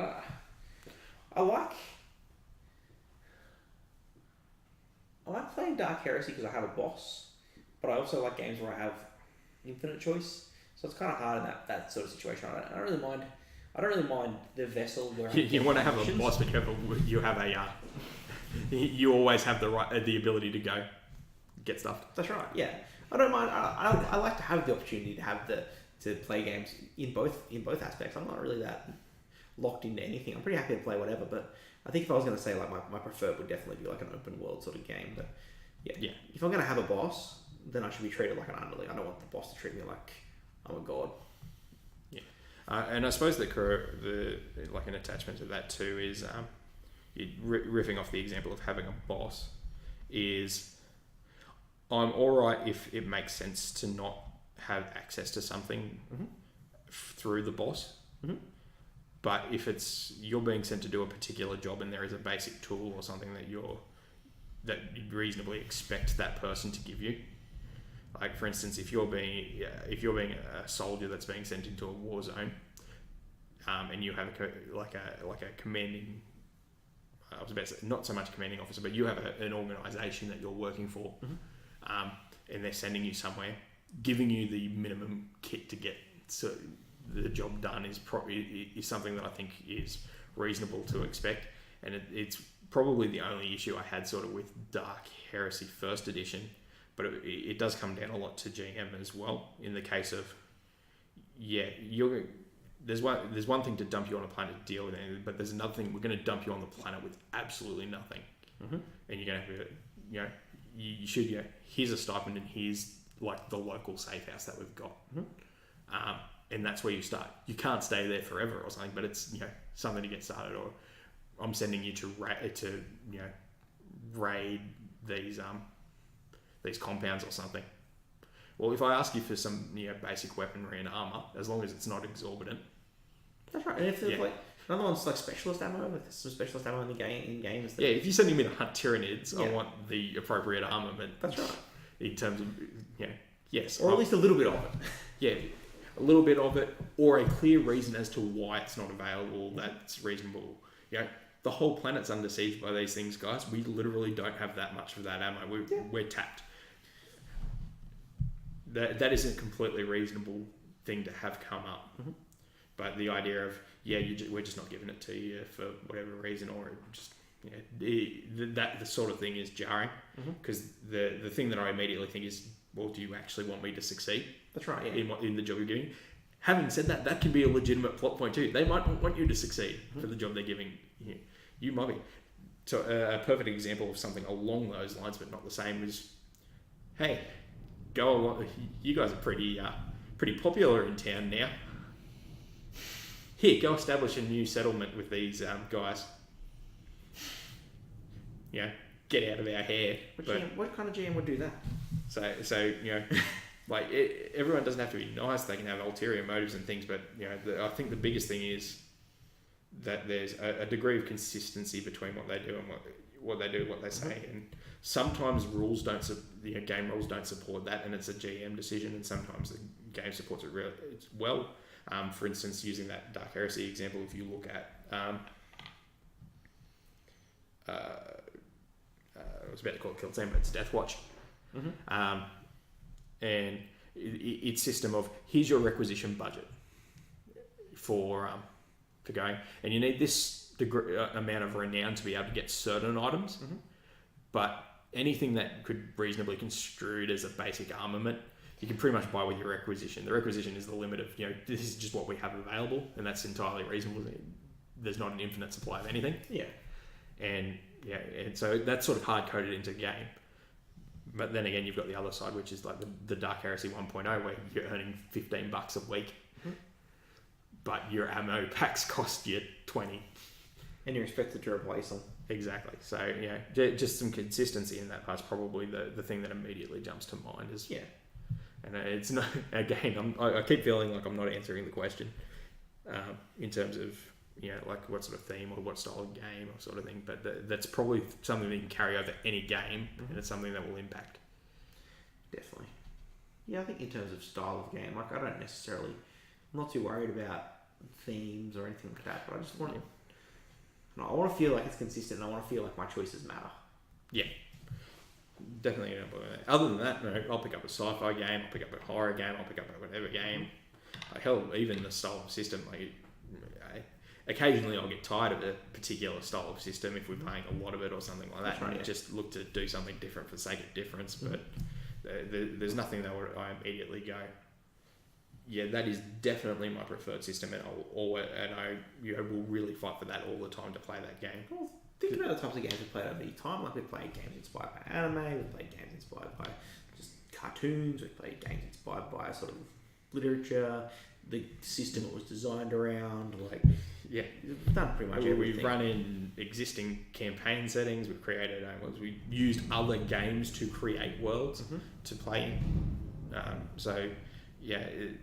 More than happy to play across a whole bunch of different things, but I think that consistency and impact on world is probably the thing that jumps out. And I will be the first to admit that I'm not always the greatest at doing it as a GM. It's hard. Particularly if it's some bit NPC from somewhere that people, or if it's just something that, and sometimes it's hard to get across as well to players as well, that, there's no reason why there's a reason why you would be known, but there's a good reason why they don't know that it's actually you. Yes, you may have saved the town so far over and they may have heard stories of it happening, but you just rocking up and saying, hey, it was me, probably not going to cut it the first time around. Do I need a bard? Yeah, send the bard in a day early. That's right. Here's a bard to go ahead and tell everyone of your grand tales and describe you in explicit detail, so when you shop, they're like, oh my god, it's them. Yep. And then they give you jobs that are too big for you. I suppose that's one thing as well, and it's worth touching on, because I know you do it a lot, and it's sort of tied into theme, I suppose, and it's something to discuss as well amongst the players and stuff in session 0, particularly the players, because it's more of a player style of thing, more so than the GM side of thing, which is rare. It doesn't often come up. Usually the GM's just as involved, but I think this one, they're sort of ancillary. It's how mercenary are we going to be, and how much wealth are we going to try and extract for jobs that we do. The one that I always think of for that sort of scenario is, what's the morality of if we're already going to do a job? Do we walk around to everyone in town who might have a stake in that job and try and get paid by everyone to do the one job that we're going to do for the first guy anyway? Yeah, if I have the right kind of character, I often do that. Yeah. Especially when we played Rogue Trader and I was playing my Seneschals, there'd be 4 or 5 different people that would be getting us to pay for the one job. Why not? Yeah, and charge them all full rate. That's right. Yeah, that's something that can cause in a party conflict. It depends if it's in between the characters, it's probably not an issue, but if you're having problems at the table with the style, then trying to head that off at the bus and having that conversation. I just expect it now from Tom that something like that's going to happen. Pretty much the same as he expects that somewhere along the line there's a reasonable chance that I'm either going to try and take over a kingdom or become a god. It usually winds up if there's a slim possibility of it. The first thing I think of is Mythic Pathfinder on the start. There's literally some rules in there about starting a cult following. Yep. Yeah, that took about 5 sessions. But I think the moment that got a couple of basic things down pat, and then it's like start establishing a cult. So you pick that sort of stuff too up as a GM about how your players play too. Mm-hmm. So you need to be ready for that sort of thing. And it'll come with time, and someone will still throw a curveball, and they'll go, "Oh, I'm playing a completely different character." Oh yeah, I mean, Pacifist Jedi. If I is wasn't the playing, best. I played that before. And if I was going to play I've started to steer clear of characters that are obsessed with money now because I've played it so many times. I've played it to death. I want to play something else. Yeah. So unless it's system appropriate, if it's setting appropriate, I'll fall back into my old habits. But if it's not, if I'm just doing it for the sake of doing it, I won't do it anymore. I'll play something else. yeah, and I'm one that's quite often fallen into the trap of same character syndrome. Mm-hmm. Funnily enough, not quite as often in tabletop gaming, but in video gaming definitely. It's Mm-hmm. like, yeah, but why wouldn't I just play a paladin? Yeah. Is the perfect example. But using like D&D and stuff, I think there was for a long time I sort of held on to, I like wizards, I'm just gonna play wizards. Mm-hmm. But things like stat rolls coming in and stuff like that sort of thing got me to branch out, and now I don't do that Sure, anymore. yeah. I go play some weird funky shit sometimes. Mm-hmm. The arcane trickster rogue / starting as rogue sorcerer in Pathfinder once was probably the weirdest thing weirdest thing I've ever played. But there was no way I would have played that like even 2 or 3 years before that point. I had a little bit of this and a little bit of that and a little bit of experience with everything and went, that seems to fit like in the world. And then it may or may not have done something stupid and got stabbed in the chest. But having that initial sort of nudges out either by what stat rolls end up as, so you go, oh well, I can't just build that because either I now get to play a subpar version of it, or 2, I go, well, this actually really fits more to this and gives you that sort of impetus to try something different. Yeah. All right, well, we're coming up on wrap-up time, so we're planning to be saying good night and goodbye. So long, and thanks for all the memories. No, but thanks for joining us. Thank you. Aiming to go weekly. Yeah. Aiming to go weekly, so we'll have another show next Wednesday night for around the same time, 8 o'clock. We'll let you know sort of through the week about what topics we'll cover, but yeah, if there's anything you want to give us any advice, give us any topics or anything like that, just hit us up in our Topics, Facebook questions. group. If you see any news coming up, let us know.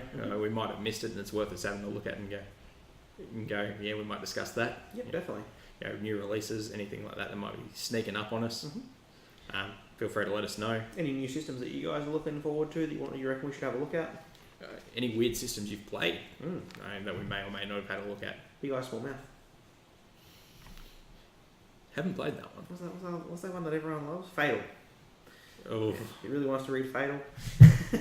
don't give I me won't do ideas. it, but if you really want me to, I'll... Also, don't Google. But always open to having a bit of a squeeze at things, particularly stuff that's floating around. I've got some weird stuff floating around that I might even pull out and just randomly, if we need to find a topic one day, pick some random system, go, hey, we're going to have a look at this one from a million years ago. Like I think I've got a Battlestar Galactica system on the computer and things like that. So Awesome. Well, thanks for sticking around and listening to us talk crap. Thanks.